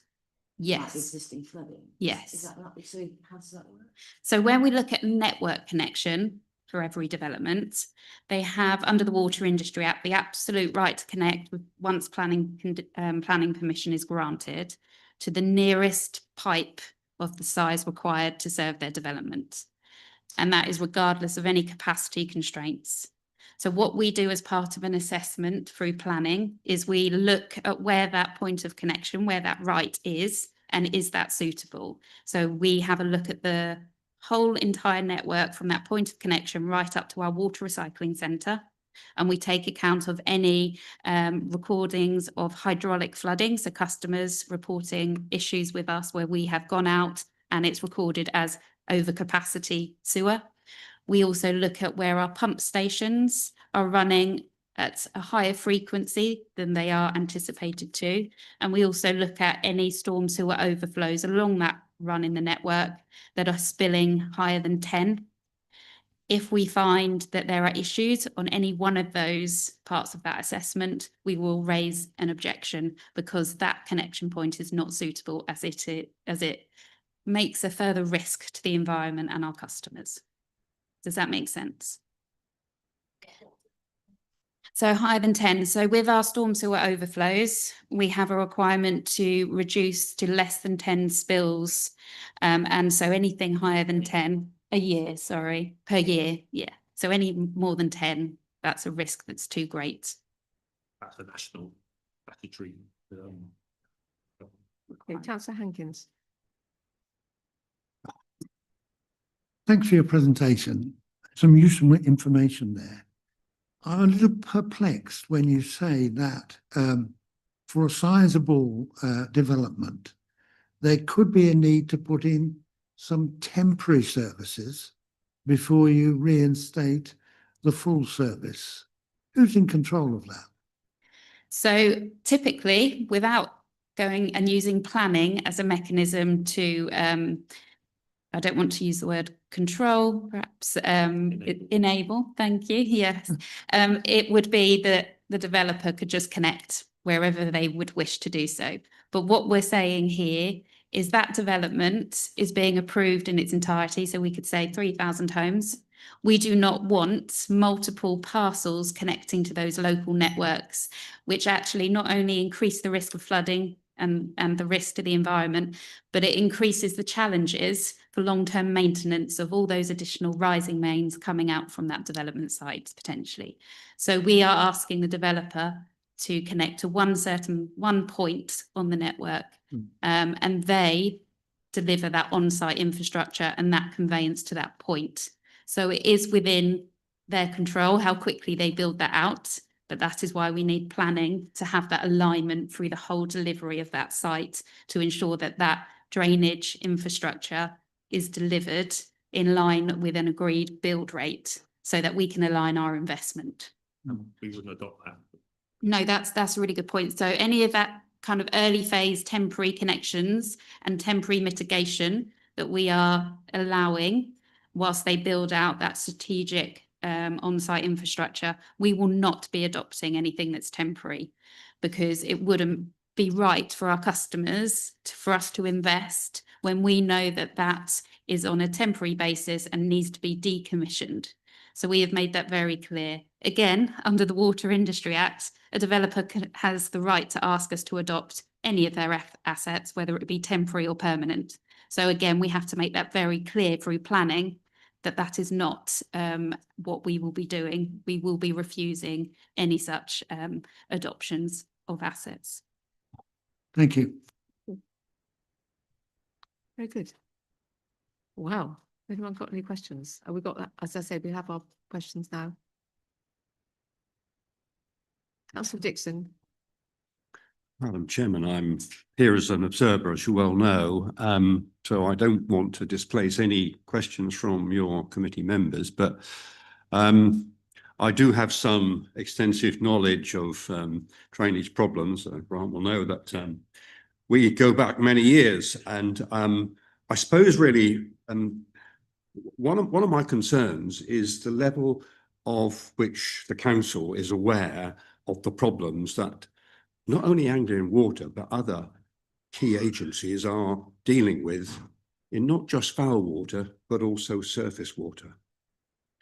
And so I'm going to ask, Madam Chairman, whether you can just do a straw poll. How many of your committee members have visited a water recycling centre in recent years? Okay, members, how many have you gone to a water recycling centre? It's a great place to go. Yeah, I recommend it. I asked for that. Yeah. I ask for that because I think that is a really important point, that if we are really concerned about this, and I'm sure we are, we need to find time to pay a visit to our local water recycling centre, because therein is a demonstration of the kind of problems, the kind of investment that AW are talking about, and their plans for the future. So I think it's understanding those challenges is one of the start points of what you are reviewing today. The other, I think, important lesson that one can learn in such a visit is the relationship between the presenting problem and the causal problems. And I suspect most people will dwell on the presenting problems because they're not aware of the causal problems and what could be done to invest more in reducing the cause, because therein lies the longer term solutions. If you continue to invest in presenting problems, you will then have to continue that investment, because the likelihood is that you will never ever beat it. You will need to get to the underlying causes. And so I've learned the hard way, I suppose, that it's taken me quite a while to understand what the causal problems are. And we tend to focus on foul water when in fact we should be focusing on effectively surface water. And in my ward, it's been, when we say surface water, it's not just rainfall, it's river water ingress, it's groundwater ingress, in systems that are very long in the tooth, and yes, they haven't perhaps been invested in a timely manner, but they are key to stopping the surface water getting into foul water systems, which were never designed to take surface water. And I think that's one of the things that I had difficulty with. When I go to the water recycling centre, I'm told the flow capacity of that water recycling centre is based on dry day conditions. And I think, how can that be? Well, I do understand how that can be, because the next question is your pipework designed then to take foul water only? Because that will be the same on a dry day, or very similar on a dry day as it would be perhaps on a wet day, because the rainfall that's falling isn't getting into the system. If we don't understand those very basic principles, then I think we are missing some really important points here.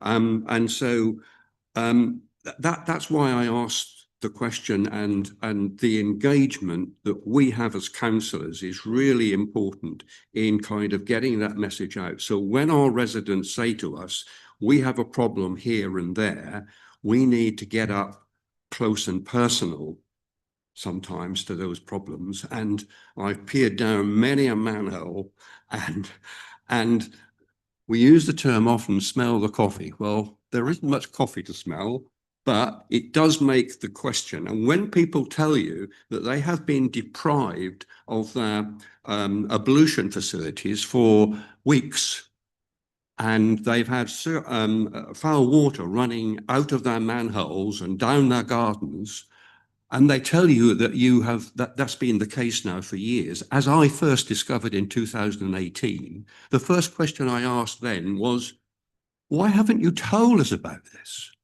Well, of course, actually, you think about it, how many people would like to say that they've got foul water running down their gardens and they can't flush their toilets at times?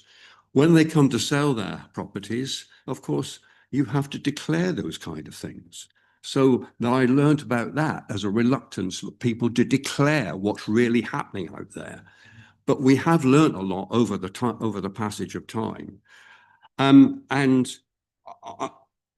I don't really have that many much in the way of questions. I really think that this authority needs to reflect on whether it is fully engaged in what is going on with foul water and surface water flooding problems. And I was really interested in the criteria that Hannah explained as far as connections are concerned. Because I'm aware that some planning applications, the planning department is tempted to grant permissions, notwithstanding Anglian Water has an objection, a substantive objection. And so sometimes by perhaps asking supplementary questions, like, for example, yes, you've got an objection, but can you tell us more about what the substance is behind those objections? And I think there's communication that needs to be done there, because if we continue to grant planning permissions in the light of known restrictions on networks and water recycling centre capacity, we will never beat this problem. So, Madam Chairman, I just wonder if there's a recommendation or two in here that perhaps all councillors ought to make themselves available to a visit to a water recycling centre. And I know Grant has put on visits in the past, but I suspect he would be prepared to put on visits in the future. So I wonder whether there's a recommendation there that Anglian Water offers those opportunities and that councillors take up those opportunities to enhance their level of knowledge. And I wonder also whether there's a recommendation here as well about stronger links between the planning department and the pre-planning, I think, team you have at Anglian Water, so that there is a greater understanding about when you raise those objections, that the appropriate weight can be given to those objections, notwithstanding the fact that you aren't a statutory consultee. I wonder whether that really is such a problem, because common sense ought to be brought to bear here. Whether you are consulted as a statutory consultee or any other class of consultee, if the problem is there and if the problem is understood and appropriate weight given to it, then the right decision ought to be capable of being made. Okay. So, Madam Chairman, those are the points that I think I would like to present. Okay. Because I think that they are more pertinent to solving the underlying causal problems than continually chasing the presenting problems. Okay, thank But you. before I finish, I just wonder whether the committee might also like to look at the work of the Strategic Flood Alliance that the county has, because that is working at the next level up in dealing with the broader issues of flooding. And I wonder also whether it would like to look at the work of the Norfolk Local Lead Flood Authority, because they are the experts on surface water drainage arrangements. Okay. And it is undoubtedly surface water that's getting into the foul water system, as I've said, which is a real problem. But understanding what they are doing, particularly in North Norfolk, would, I think, be very helpful. Super. Thank you very much indeed. Thank you. Thank you. Before I bring you in, Councillor Brown, does any in the committee want to ask any of the questions that we've prepared? Well, I'm going to ask one actually. Just get you going. So Councillor Dixon may disagree, but how can we affect the necessary change that you are statutory consultees? Because I do think there is a difference. So we have lobbied our MP and to no avail. And what more can we do to affect that change?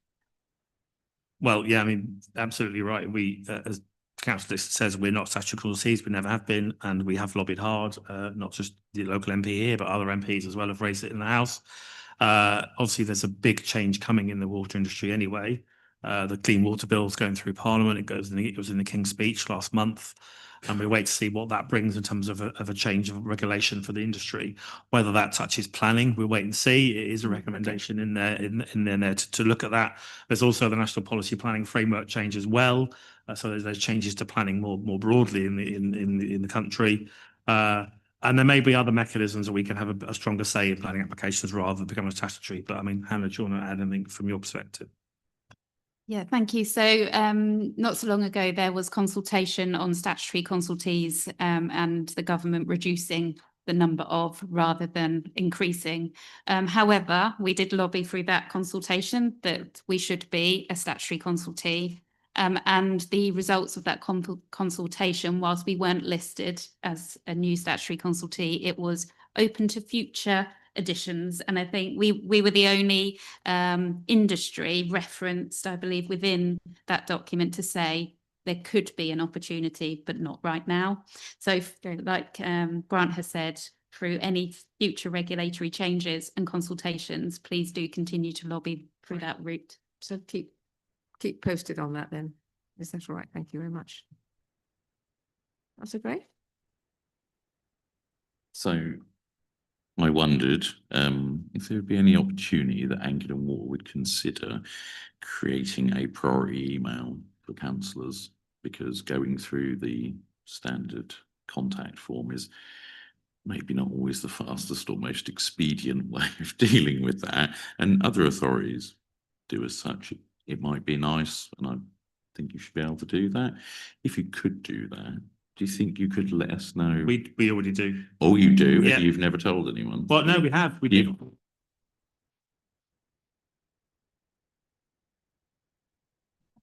Well, that was. Yeah, no. No, we do write to members regularly with our public affairs mailbox in it. So any communication you have with us will come through to our team anyway, and I can share that public affairs mailbox, but that's our dedicated line. So our team in effect manages that. So we do communicate with members and officers through that channel. So you don't have to ring us. I mean, that isn't 24/7 though, so it's working hours. But we'll pick it up quicker than you would have done if you'd have raised a call.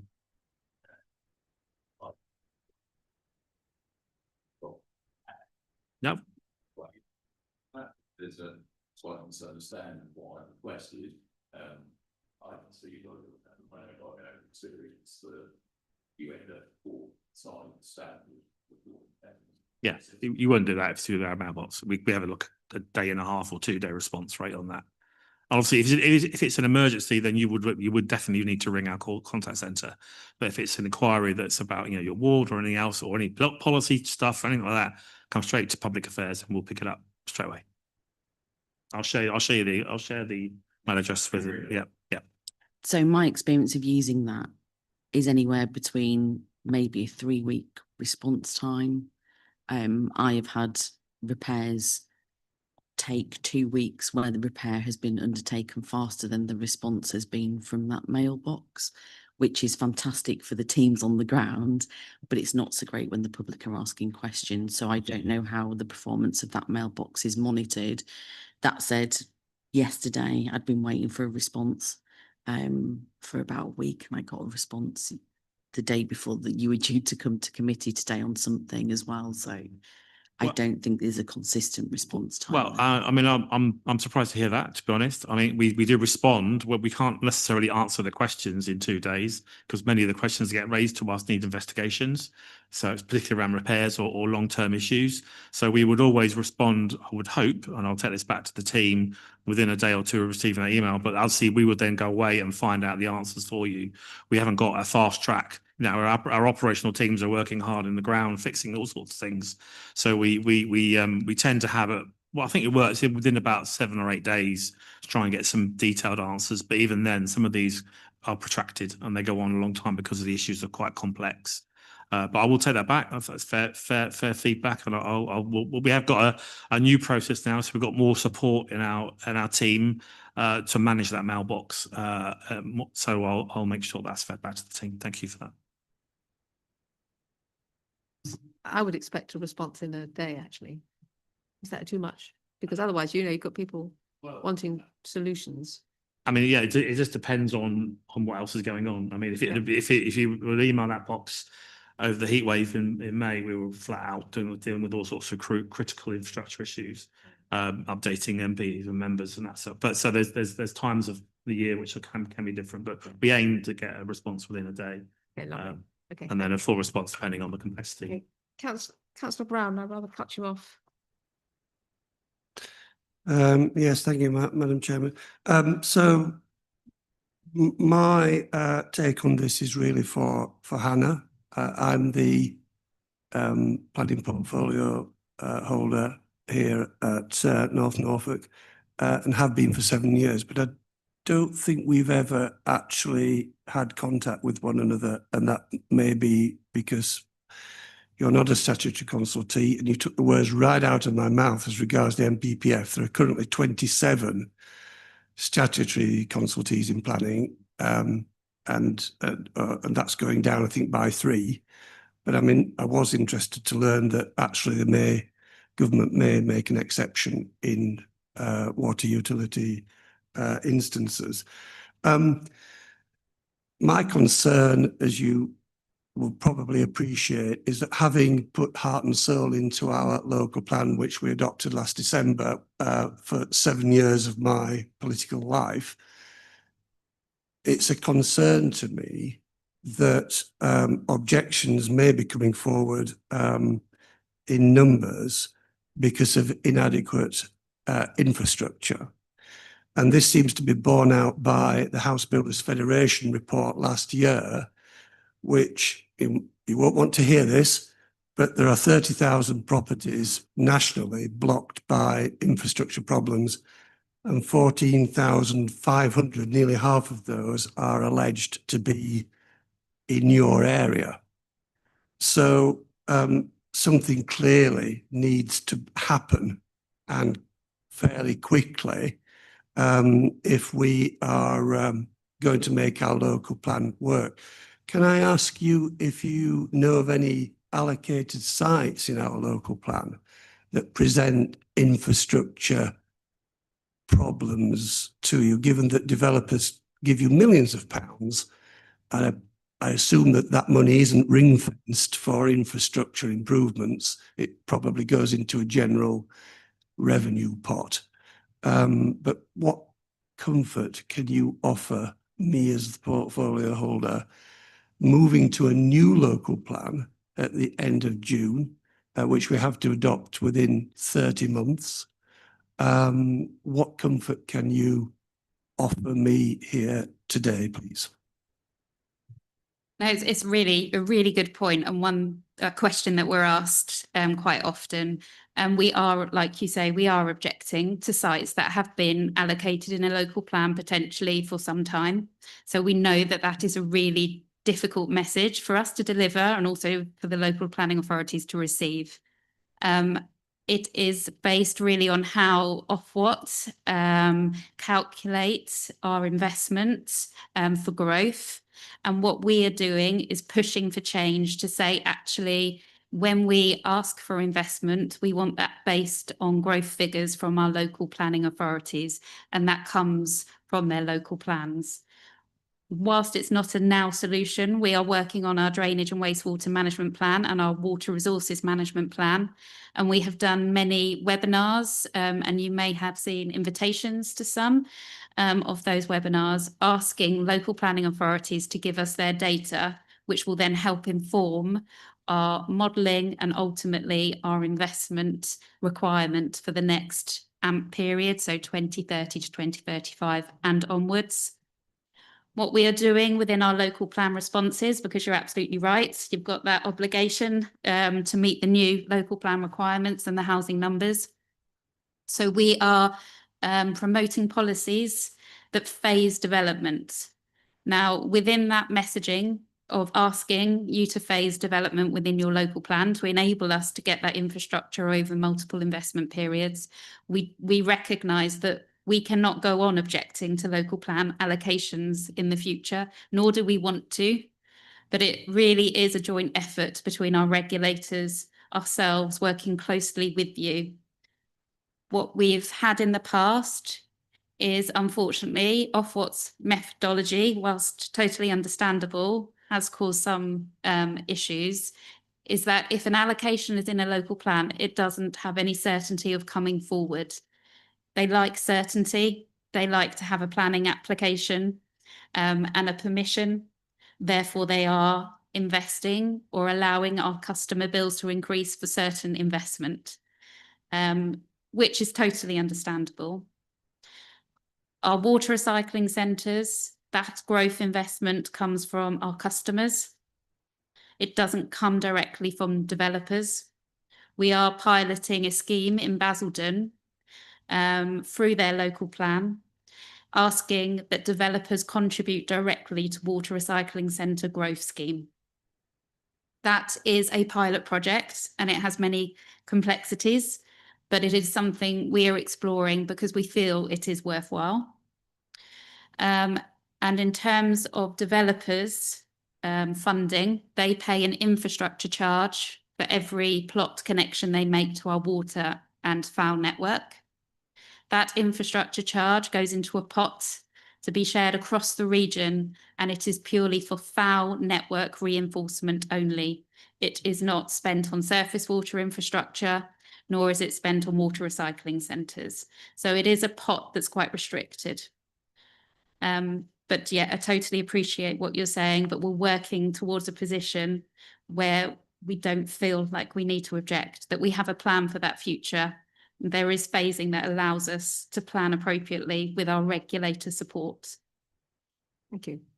Thank you. So if I may, Chair, if I can take details of your email address, I'd quite like to have the documents that you referred to, the guide and the, what was the other document? The details about the community fund?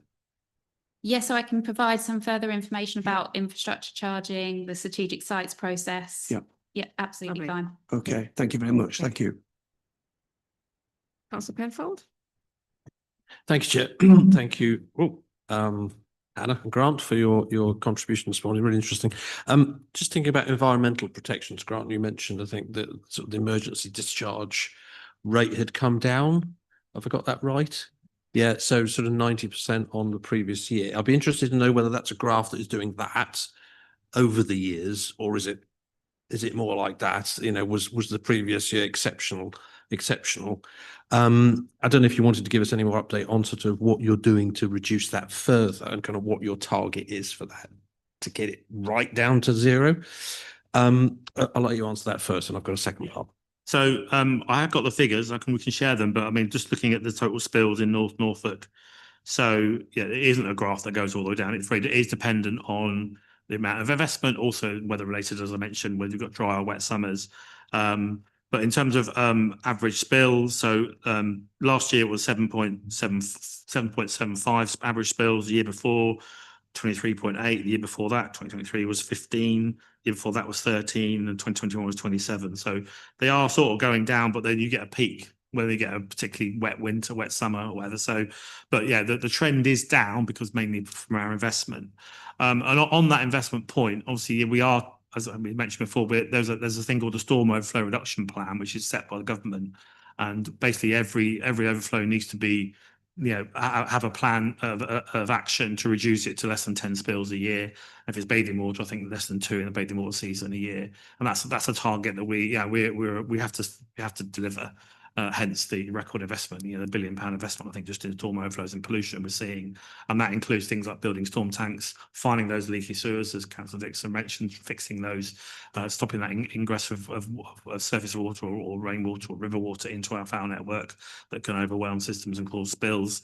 So all of that investment is coming forward at a pace, you know, as quick as I've ever seen it. To be honest, it's a real focus for us because we know how crucial that is for environmental protection and also public reputation protection as well, and understand what we're doing. So Thank you. Just to pick up on that point about the public sort of reaction and knowledge about these. I think committee was interested in exploring whether you might be able to sort of facilitate, and you may do this already. I might be wrong here, but a sort of a dashboard, if you like, to sort of update Yeah, we have the public a on live, the data, sort of a live. Yeah, we have a live map. All of our storm overflows. So we've got about 1,100, I think, or maybe a little bit more now. Well, no, sorry, about 1,300, I think, storm overflows. They are reducing. So we are, where we don't need them, we decommission them, and we have decommissioned quite a few where we have other solutions. But everyone's got a plan. But all of those are mapped on our website. If you just search storm overflow Anglian water, you'll find it quite easily, and it'll tell you there in real life time. I think within an hour of an activation, what the spill is, how long it's been going for, and then on the same page of that website is all that historical data. So you can look back over all those years I've said and look at the validated data of storm overflow, discharge frequency and duration, and then you can see, but based on if the tables are there, it's an Excel spreadsheet dream if you want to look at it, but it's got every point of data on there you can see back, and that's all published again on our website, but also on the government storm overflow website. And thank you. That's reassuring to hear. Do we know that people are actually using that? Yes. I mean, it's good to have it there. Yeah, we do. So you're reaching people and saying, look, this is about. We point people to it, and obviously many of our members actually use it and ask questions on it, because as you can imagine, with this sort of technology we're using, it's not fail safe. We do get false alerts. So the actual website itself is indicative of activations of those overflow monitors. It doesn't necessarily mean that actual overflow occurred, because it can be triggered by all sorts of other things. So every time an activation occurs, so our telemetry system tells us, oh, that monitor's gone off. We send a technician to investigate. In the meantime, it shows it's an activation on that website. We then validate that through visits and assessments and modelling, and then we then update that data that's submitted to the Environment Agency, which then gets published as validated data at the end of the year. So there is a sort of a tiny lag, because the technology isn't quite there yet to actually verify that. I mean, we even get things like wildlife, you get wet wipes and rag and all sorts of other stuff that can trigger that monitor when it actually isn't a spill. But we do investigate everyone, and technicians deployed straight away to have a look. Okay. That's great. I think I think that's great. You've got loads of data, and I think possibly picking up and running with Councillor Penfold's idea there a little bit. There is lots of data. I have looked. There is lots of data. You're right. It's all over the place, which is brilliant. But for your customers, they're highly unlikely to spend a lot of time trawling through that data, because there's so much of it. It would be really nice if there was a customer-facing resident dashboard that just gave the highlight. Really simple, really straightforward. There's been this many discharges over X amount of time. Just that. Nothing more, nothing less. Just really, really high level, if you like, in that respect. I don't think that exists. If I'm wrong, no, please correct me. It doesn't exist. I don't think we would do it necessarily. I mean, I think there is an interest there, but the effort we would need to put in to manually pull that together as a team, I'm not sure. I mean, obviously when people ask us, we can find out, and we reply immediately and update them. But I think I'm not sure, because of the lag in validation, it's not always obvious from the raw data that that's an actual spill or not. So we tend to react and respond when we're asked, I think, and the live map is something that we're obliged to do, and we maintain and update as well best we can. But it's not, we're not quite there yet with that dashboard approach, because as I say, we've got 1,500 storm overflows across our region, got a big region, 6 million customers. So we've got to be pretty pragmatic about how we deal with that. Okay. I'm going to come back a little. Maybe we've missed each other a little in translation here. It's not just about that data and the live data per se. We're talking about something which is as simple as a website that says in the last 3 months we've had this. I think your customers pay a lot of money to know what great work you're doing. I know there are leaks in your network. I know there's reporting on that. I can go and find all of those things. It exists.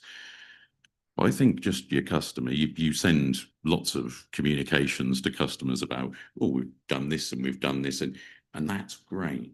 But a web page that says, you know what, there was 11 of these in the last 3 months, That's so simple to bring that data together. I know I do this as part of my employment myself. Okay, drawing information from databases. This shouldn't be a hard ask. This just something really bad, and not just focused on the one thing.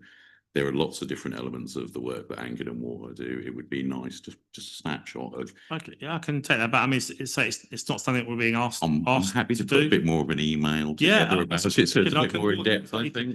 I mean, we're obviously always looking to modify and improve our communications. You're quite right, but as I must, just as a sort of see it today, it's not something we've been asked to do from our customers, because obviously they can self-serve and there is a mechanism in place to help when we get an inquiry. But yeah, happy to take some more details, and we can talk to our data team and see what's possible. Yeah. Thank you for that. Yeah. Thank you, Madam Chairman. An issue that frequently turns up at Development Committee is objections from residents who have suffered surface water flooding in particular and storm overflows problems in particular, who see a new planning application that is adjacent to where they are. They're rightly concerned that that new development will make the situation that they have endured quite often for some years now even worse. And, we've got an example of the way climate is changing today. We've had several days of very intense rainfall after a long dry spell. What guarantees can you offer that with the rate of new building, and we have huge new builds, one approved in Cromer, another larger one on the periphery of Cromer, some would call it Greater Rowton, but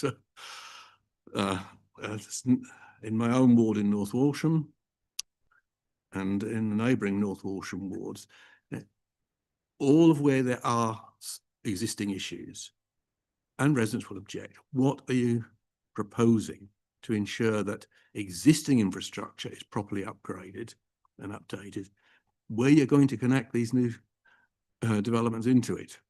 Because there's a great fear that it will only make things significantly worse for residents already there. Thank you. No, and rightly so, I can totally understand residents' concerns. So when a new development, we respond through planning to a new development, we do look at existing issues such as where residents have been flooded externally or internally. And what I can do is provide an overview of that assessment criteria. So when we do look at new growth, I can provide a bit more detail what we look at in terms of where that connection point should be.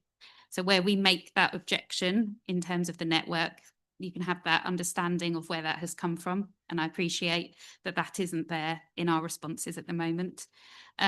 So we do advise developers to go to a different location point to connect somewhere else, what we call sustainable point of connection, where there are local issues, or where there is simply no sustainable point of connection for that site, we will just object. It is, like I say, based on criteria. So we look back, I think, 3 years at flooding issues, but I will set that all out for you. But if ultimately a planning committee approves an application despite our objection, or if they approve an application without our recommended condition, then the developer will connect at their nearest suitably sized sewer, which in some circumstances could be at that location where there are those constraints and those current issues. So we are heavily reliant on our case officers and local planning authorities. Thank you. More information would be useful, particularly if officers can include it in reports to Development Committee. If I can have a supplementary here, I come to the other side of the issue, and that is water supply. And I'll give you the example you've probably heard before in North Walsham. We've got a development on one side of Norwich Road of 350 houses. There is going to be 1,800 stretching around on the western side. That's in addition to another 350 on the northern side of the town. The water towers were built a couple of years before I was born, and I've been around a fair old while now. They were supplying a town with a population of 5,500.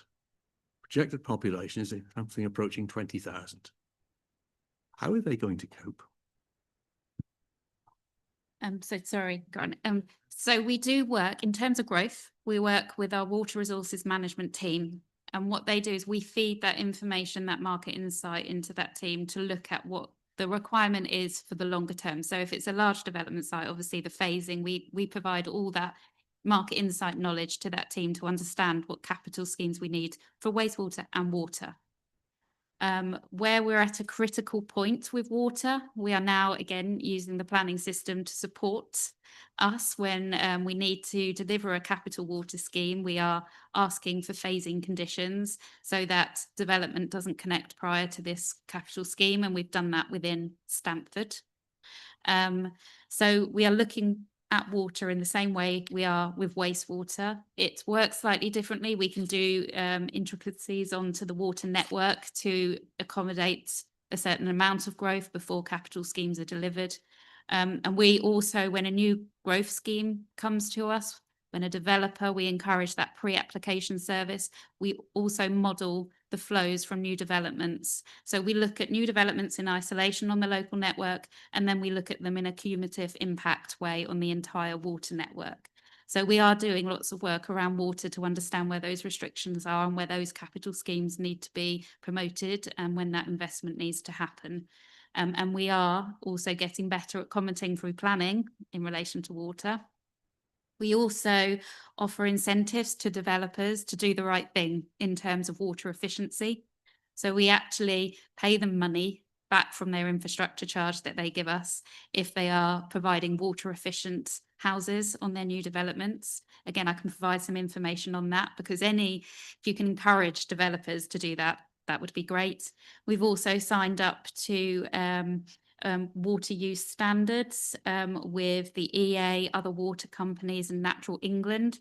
And we have proven that developers can get down to 85 litres per person a day water use. And that can be economical.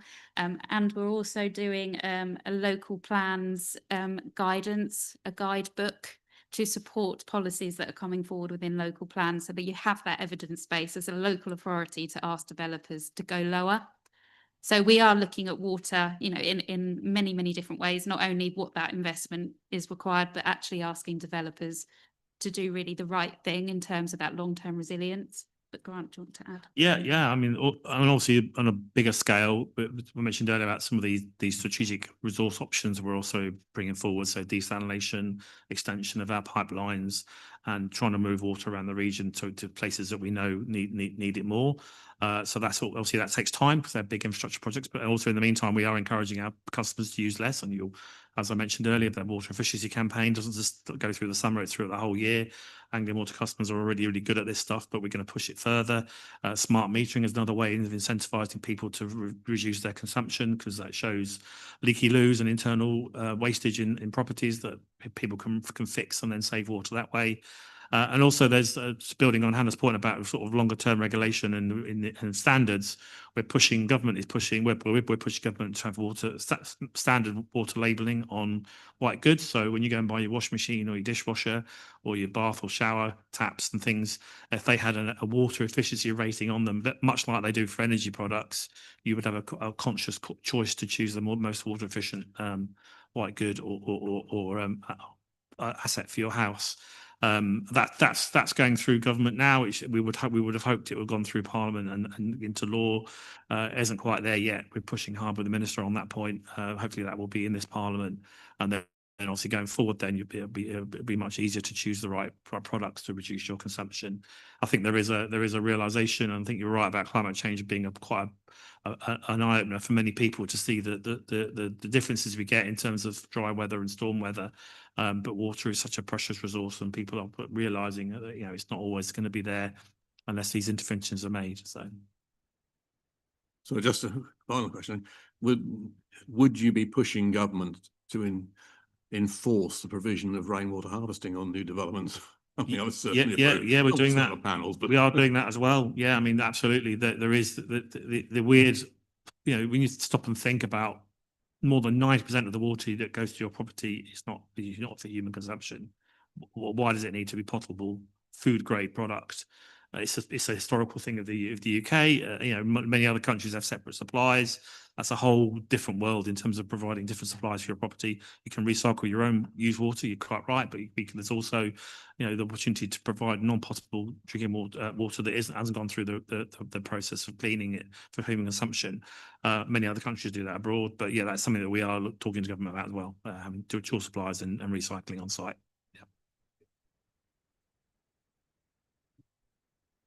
I think this has been partially answered, but prepared question. We understand future requirements at water recycling centres will continue to be assessed through the drainage and wastewater management plan. What evidence is used to determine the requirement for further substantive upgrades, please? So there's a matrix of evidence that we use. So current performance, as well as that growth intelligence from the local plans that are coming forward, both current and then emerging, as well as on the ground market insight in relation to speculative development, where, you know, that development comes forward without that local plan allocation. We use to inform the flows and what we need to do. We look at network performance through the models that we have already existing. We have flow monitors on our network and on our works, and all of that intelligence and data feeds into what the future looks like and the future requirements are. Those future requirements can be either growth related requirements. They can also be environmental requirements through new legislation that is brought out by the Environment Agency, new standards that we have to adhere to, for example. So it's a very highly modelled system that we use to then actually understand what the requirement is for the next 5, 10, 15, 20 years for our water recycling. But it's also updated regularly. You know, we produce this in readiness for our investment promotion, but we update it yearly. We're consulting, aren't we now? Yes, sorry. Yeah, Grant's right. We are consulting now, and we have been doing, like I said, a number of webinars for focus groups, for parish councils, and for local authorities. So if you haven't been on one of those webinars, we can put you on the list for future. I don't think I've seen it come through, actually. That'd be really good. I thought it's an ongoing process. So Hannah says it's quite a long burn for the drainage and wastewater management plan. But then there are different opportunities to engage and consult. So we'll feed back to the team and make sure. I mean, you're definitely on the list because I've seen it. So it's just a matter of timing when that happens. Lovely. Yeah. And I wondered if we could have more detail of the evidence that you use. Is that possible?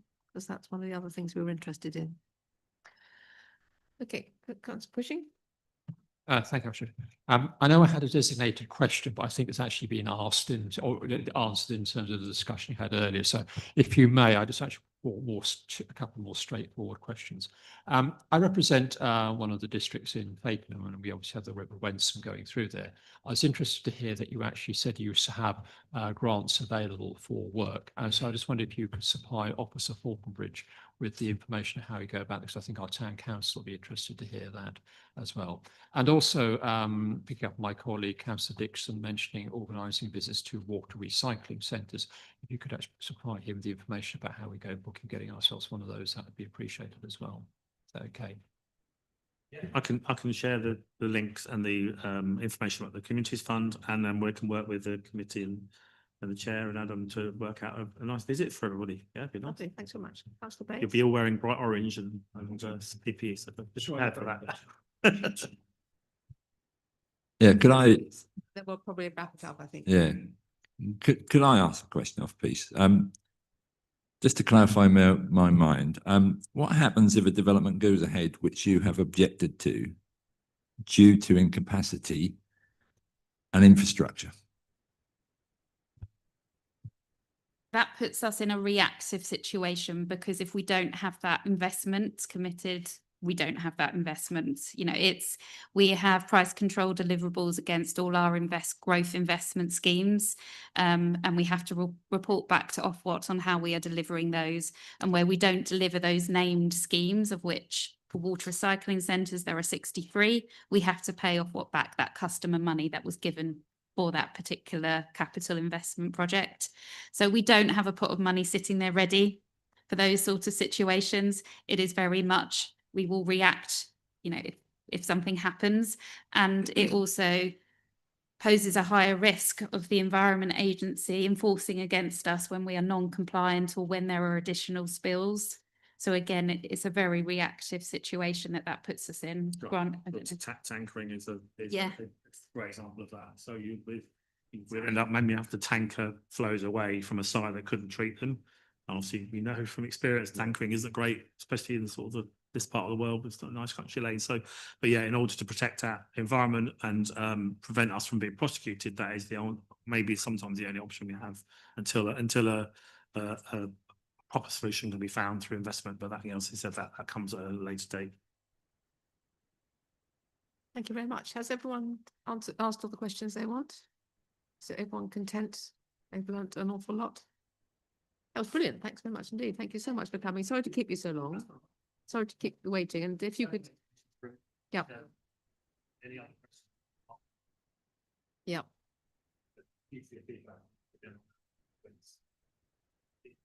Thanks very much indeed. Much appreciated. Thanks.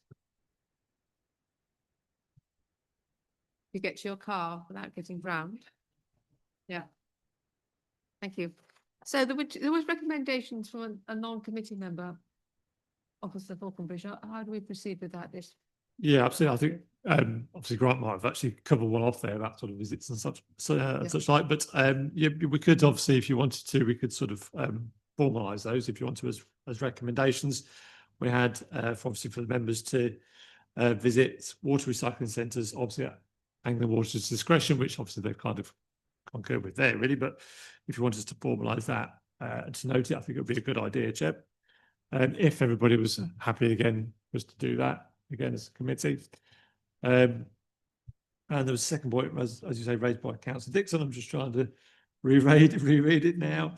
And that was for the stronger links between obviously our planning team here at North Norfolk District Council and their pre-planning team at Anglian Water, so sort of give greater weight. Also greater weight is added to the obligation of objections that are raised, but obviously if you want us to members think about that. have a discussion.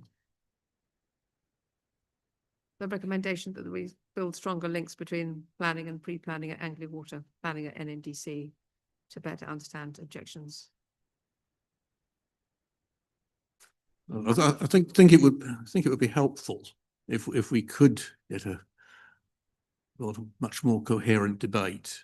We're going to find, I think, particularly as we roll as this new local plan on, that it's going to have to go to statutory consultation with the public.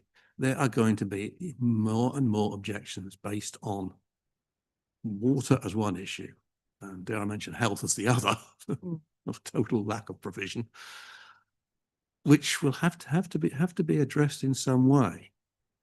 No doubt we'll be told from the centre, no, you just designate sites and build houses. But the people are rightly concerned. That there are storm overflow issues, sewage on the beaches, sewage in the rivers.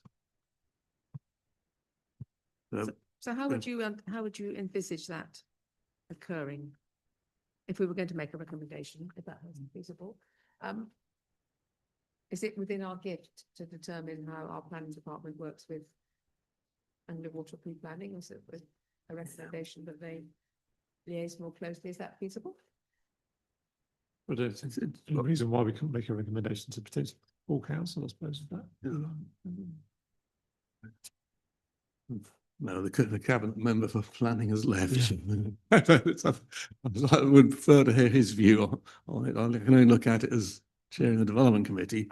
Where this is coming up on an even more regular basis now. Isn't this probably for planning? We could maybe pass some information to planning, but realistically, we don't need to do much more than that, do we? Let's not tread on other people's toes and be disrespectful. Could we ask what happens currently? And then if we're not content with that, we would ask for something more to be done. Would that seem? Yeah, do you think that would be just resend of a question saying, would you be happy with that? Yeah. So we ask them what their current status of consultation is with pre-planning at Anglian Water, and do they think it's sufficient? And if not, we could do something about it. Yeah. Does that seem like a question rather than a formal recommendation? Do we, I'm not sure we can recommend people going to sewage treatment works. I mean, is that a suggestion? Yes, that's right. It's a very valuable exercise. So what would we do with that, guys? I think in that case, I said we're not really making a recommendation to anybody, are we? So it's just as long as the committee is minded, yeah. To all, we could open that up to all members. Obviously, I don't think we have to put it to cabinet that they make a formal recommendation, but I do think we should have that thought promulgated within the organisation. How would best to do that?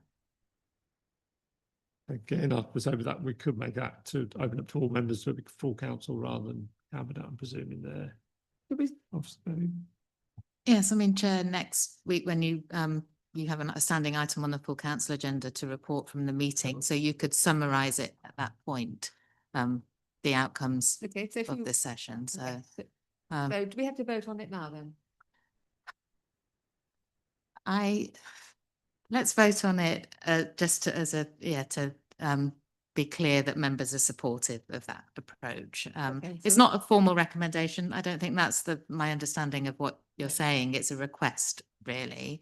But I think you can say that the committee agreed to request, more information from the pre-planning team and so on. So I would take that approach. And also the water treatments. Yeah. The visits. Okay, is everyone happy with that? Do we have to vote on it? Yes? And is everyone happy with the wording thereof? Yeah? Yeah, I could repeat it again, Chair, for that second point in particular, but I think we obviously said that it's currently to consult with the planning team, obviously at the discretion, if obviously what they currently do is if that is sufficient to what we currently do with the planning team and within AW's pre-planning teams. Okay, so we established the current. Yeah. Yeah. Okay, is everyone happy with that? Yes? Okay. Well done, everyone. That was a very interesting session. Do you think we need some coffee? What we got there again? Well, sorry? There's been an alternative proposal we just bash on. For bashing on? Okay. 2 minutes and then we'll go on.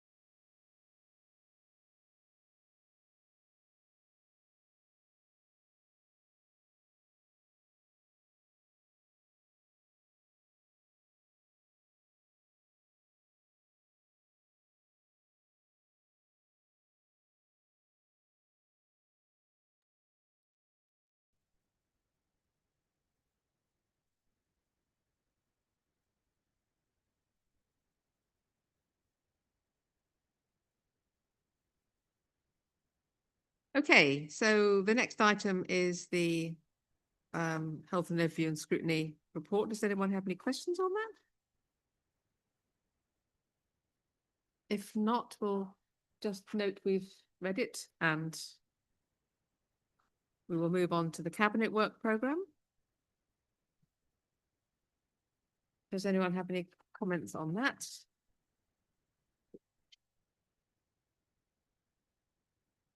No? Okay, moving on to the scrutiny work programme.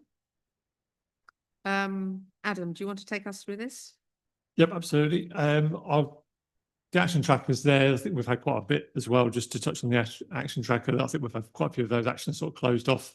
And thank you to my colleague, Officer Shopland, obviously circulated a lot of those actions with sort of section 106 and HR have done quite a bit on sort of apprentices as well. So if you had any questions, obviously just about that action, the actions that remain, just obviously by all means feel free to ask.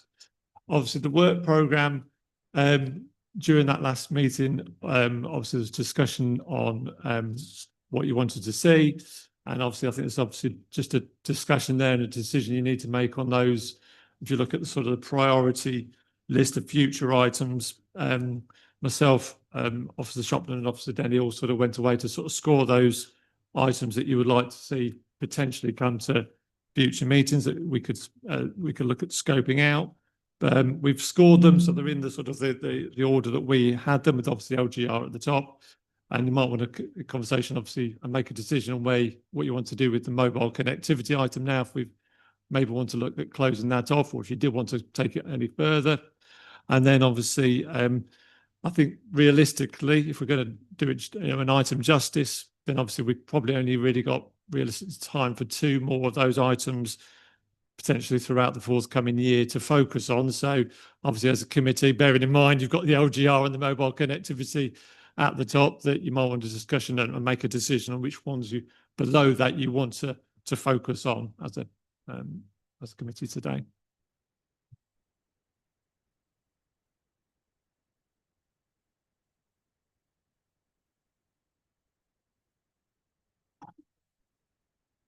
Absolutely. Sorry, Chad, I forgot. I sort of went past that, didn't I? Yeah, absolutely. September, obviously, we all know Police Crime Commissioner has resigned. So they have it us in the diary. So obviously, we're in contact with the office. So I'm hopeful, obviously, when new PCC get elected, I'm hoping that obviously some representation will still come to that September meeting. So I think, I'm not inclined to sort of change that away from where we've got it in the current work programme. If the committee were obviously agree to that. Obviously, I'll keep everybody up to date if that should change.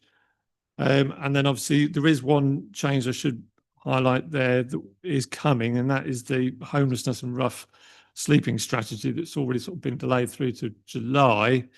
But the Assistant Director has asked us for a little bit more time on that, as it's not quite ready, the draft to bring to as pre-scrutiny, which is what we were hoping to see it as.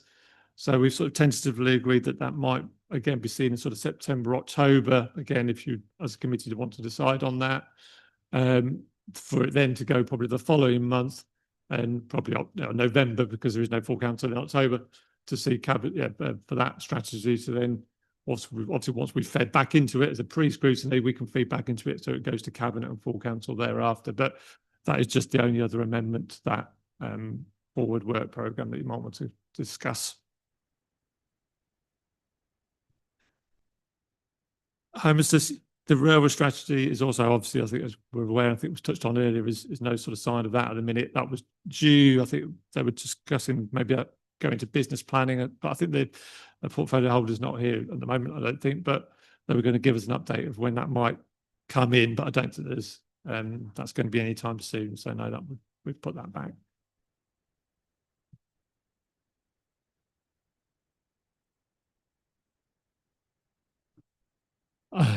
I think we've still got quite a bit on July there in terms of we've got the deprivation of substance abuse, which obviously is quite hefty that you've got to review. And we've got those 3 sort of cyclical reports that might take a fair bit of time, obviously, with debt recovery, housing benefit debt, and the outturn reports. So I think we've still got a decent chunk of a July meeting. And obviously, in terms of time, unless you wanted to maybe just use that as a facility to sort of close off the mobile connectivity item. But again, obviously there's quite a big meeting there. The reason why I originally put the homelessness and rough sleeping strategy into July, for a couple of reasons, really. Obviously, it had been delayed already up to that point.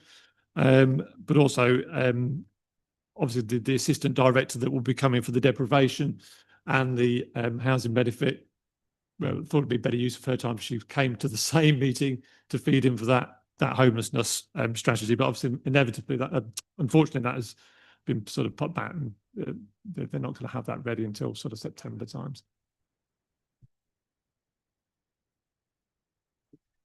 Sorry, Chair. It was I just and I have missed a number of meetings, so apologies for that. But we have in the past had, and it's not for July, but Councillor Varley report to us on progress on net zero.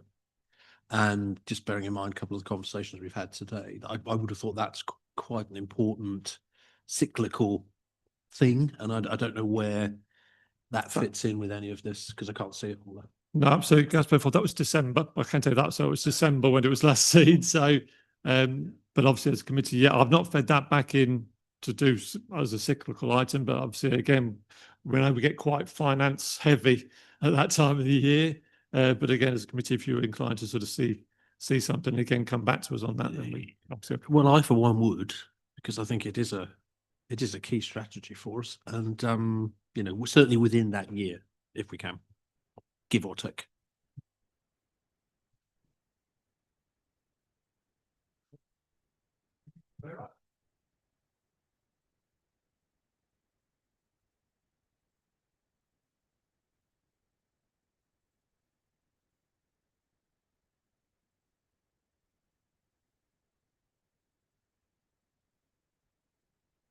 Thank you. Thank you, Chairman. I think that we done a lot of work, and I don't think we bring that to a close yet. This is where we change the direction. This is where we start looking at the survey and stuff. All we've done is reached one avenue, and now we go to the next part. I think it's been a really successful item, actually. I do appreciate what you're saying, that in some respects we have hit a wall, but that's because we now need to divert to the challenge of, let's provide a survey, let's get the feedback, let's actually have the residents' feedback, and then we have something else. I'd be a little remiss if we abandoned that topic just yet. I was just thinking we needed extra help to get anywhere. That was my suggestion. I wasn't abandoning it. I was thinking we needed to go to the next level up, if there is level up, of course. Like the MPs. Anyway, just a suggestion. Councillor Hankins. Thank you, Chair. I was advised yesterday that the county council, this was from the county council, that BT have paused their programme of laying out Fibre? flexible, that's not the word. The word I'm looking for is the new method of interconnectivity. They've paused it, and fibre is the word I'm looking for, right?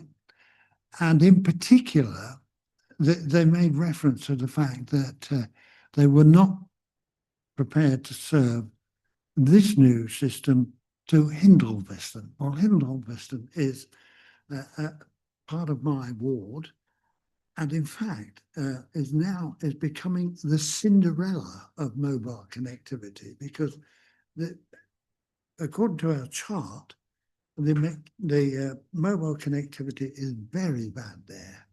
And now we have a situation where one of the proposals was this satellite thing, which would be dependent on good broadband activity. So I think we should go back to the county council and say, because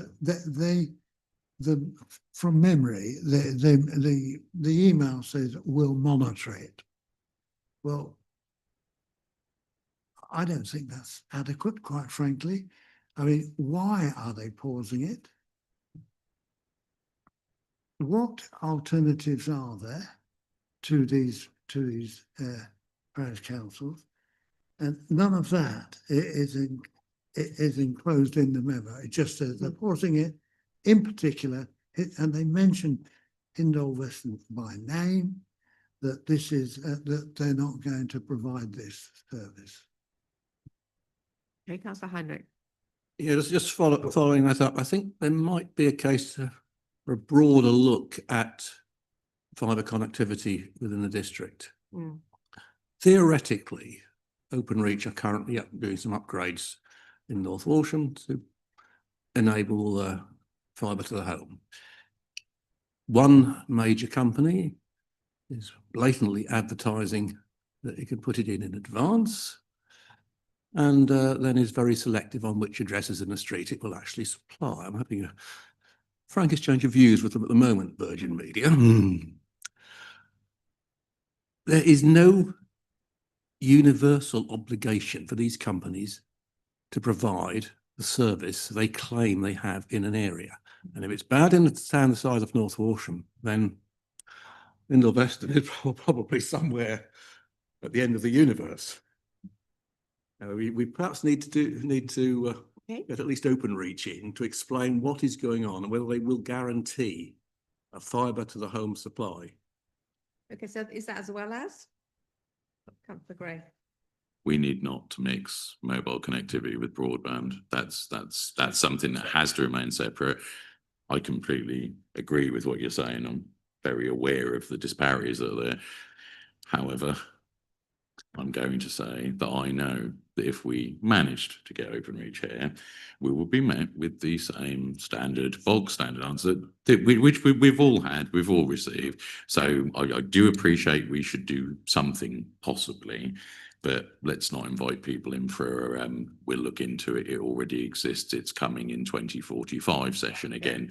Well, it's quite early. I thought I'd be generous, but I think we need to be careful with those. Okay, so there's a proposal to bring in mobile connectivity and look at it from the residents' point of view with the survey, which we did trial with the comms chats, but we haven't really got positive feedback from them. Is it a feasible possibility that we have a survey? I think comms, like I say, weren't sort of dismissive of it. I think they were worried that obviously they wouldn't necessarily be able to hit all the potential audience that, we could do it justice potentially, but, we could have that other conversation. It's coming up with what we're looking to get, questions we're looking to ask out of that survey and what we're looking to get out of it, I suppose, isn't it, really? Do you know what? I don't know what you've discussed with them about that. I'm completely in the dark on that, but I would be very happy to help to nudge that in the right direction, to try and help us to get something that's worth having as a survey. We already know, I'm sure Councillor Cushion could tell us many a place near the wonderful town of Fakenham where signal that supposedly exists may have ran ahead of you a little bit. And it would be good to give our residents their voice. They are paying for this service. They absolutely should be listened to. And there are too many times when they're not. So really, this is about enabling our residents to have a voice, to shout loud enough to say, this isn't good enough for us and it doesn't match. We know the data from everything that we've done. We know it doesn't really ring 100% true. And there where we need to reach those bits. But I think we can do this very easily. I do not think this is complex at all. This is a web page and a series of questions. It's dead easy. Okay. Bit of a mic problem. Would the committee like to delegate discussing the survey as the next step in the mobile connectivity journey to Councillor Gray and possibly myself? Would that seem reasonable? Would that be in order to move this forward? And then could we have it in July to discuss the outcome of this discussion? Is that too many discussions? Yeah. That too soon? I mean, if we're going to move it forward, we've got to do it before the summer, really, haven't we? Yeah. Okay. So that non-existent gap in July, we're going to fill with mobile connectivity.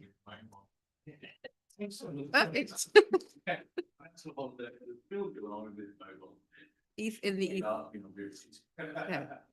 Councillor Graywell. Councillor Hankins.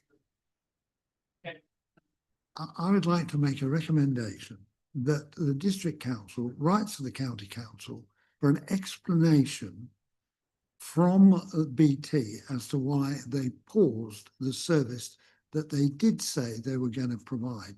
They provided it for all other parish councils in the area, but not this one. I don't see why we have to write to, why don't we write to BT directly? Sorry? Why don't we write to BT directly? Why don't we Okay, see what the fine. county's Well, role is here? because it appears that the county council are leading on this. I was unaware of that, but the particular email came from the officer in the county council. Right. No, I don't know. Yes. I mean, okay, are we the recommendation in principle that we write to either the county or to BT to ask why they haven't got, why they're not rolling out fibre to and presumably other villages?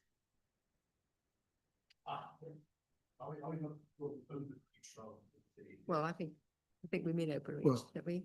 they're the same organisation, basically. Okay. Which my father wants to deal with. I mean, you've presumably, have you started that process, Mike? No. As the ward member? No, only received email. I mean, that would probably be the first step, but I'm happy if we, want to support the local member in that. Yes, that's what I was going to say. Where did this information come from, and have you, fed back to them? No, I You brought email First step, from okay. county council. an email from the county council officer dealing with this. Right. I was unaware of the fact that they were leading on this, but clearly they are, So, but I think there's a parish council meeting next week, and I want to go along and say what is happening positively. Yes, Okay, well, well, back to the last why. I think perhaps there might be a slightly different approach. I think before, the committee haven't had a chance really to discuss it, to reach a formal recommendation now, because we're sort of semi in public session, but not really. But also it might be more suitable, Mike, for a full council motion or something like that, where you would get the support of all members. I'm not saying it's not relevant for this committee, but I think perhaps all members need to have sight of that letter and be able to consider it. But we can discuss some options forward, or it could come back to the next meeting for you to respond. I think it might be quite tricky to come to a formal recommendation now without members having the full sort of information behind that letter and understand what they're resolving. So I can discuss with Mike outside the meeting, perhaps. Okay. Do you want me to chat to you afterwards, Mike? Right? Do you want me to talk to you afterwards? Okay. So what did this, putting the mobile connectivity in the survey in July, were we happy with that? Okay. So that leads to the future items, other future items that we would pull forward. Do we need to decide now?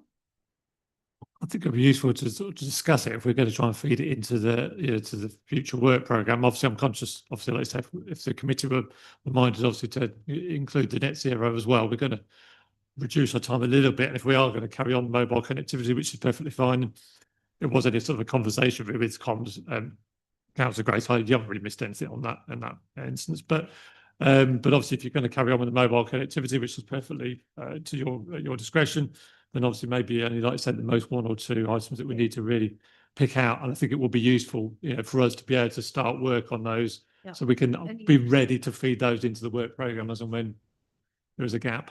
Any strong views as to which of these, essentially what you're saying is one other than mobile connectivity? I think, Chair, if I could just add as well, it's possible that the deprivation item that you look at next month may gather some traction. There may be something that comes out of that you may want to follow on. I can't see that that's going to be a one issue item, particularly if you're looking at the substance abuse. So it may be, I don't want to contradict what Adam's just said, but you may not want to firm up now on your other topics. Okay. We're also not entirely clear how LGR is progressing at the moment. So I do think May or may not. you could possibly hold back on some of those topics and see how next month Don't have goes. to hold back. Okay.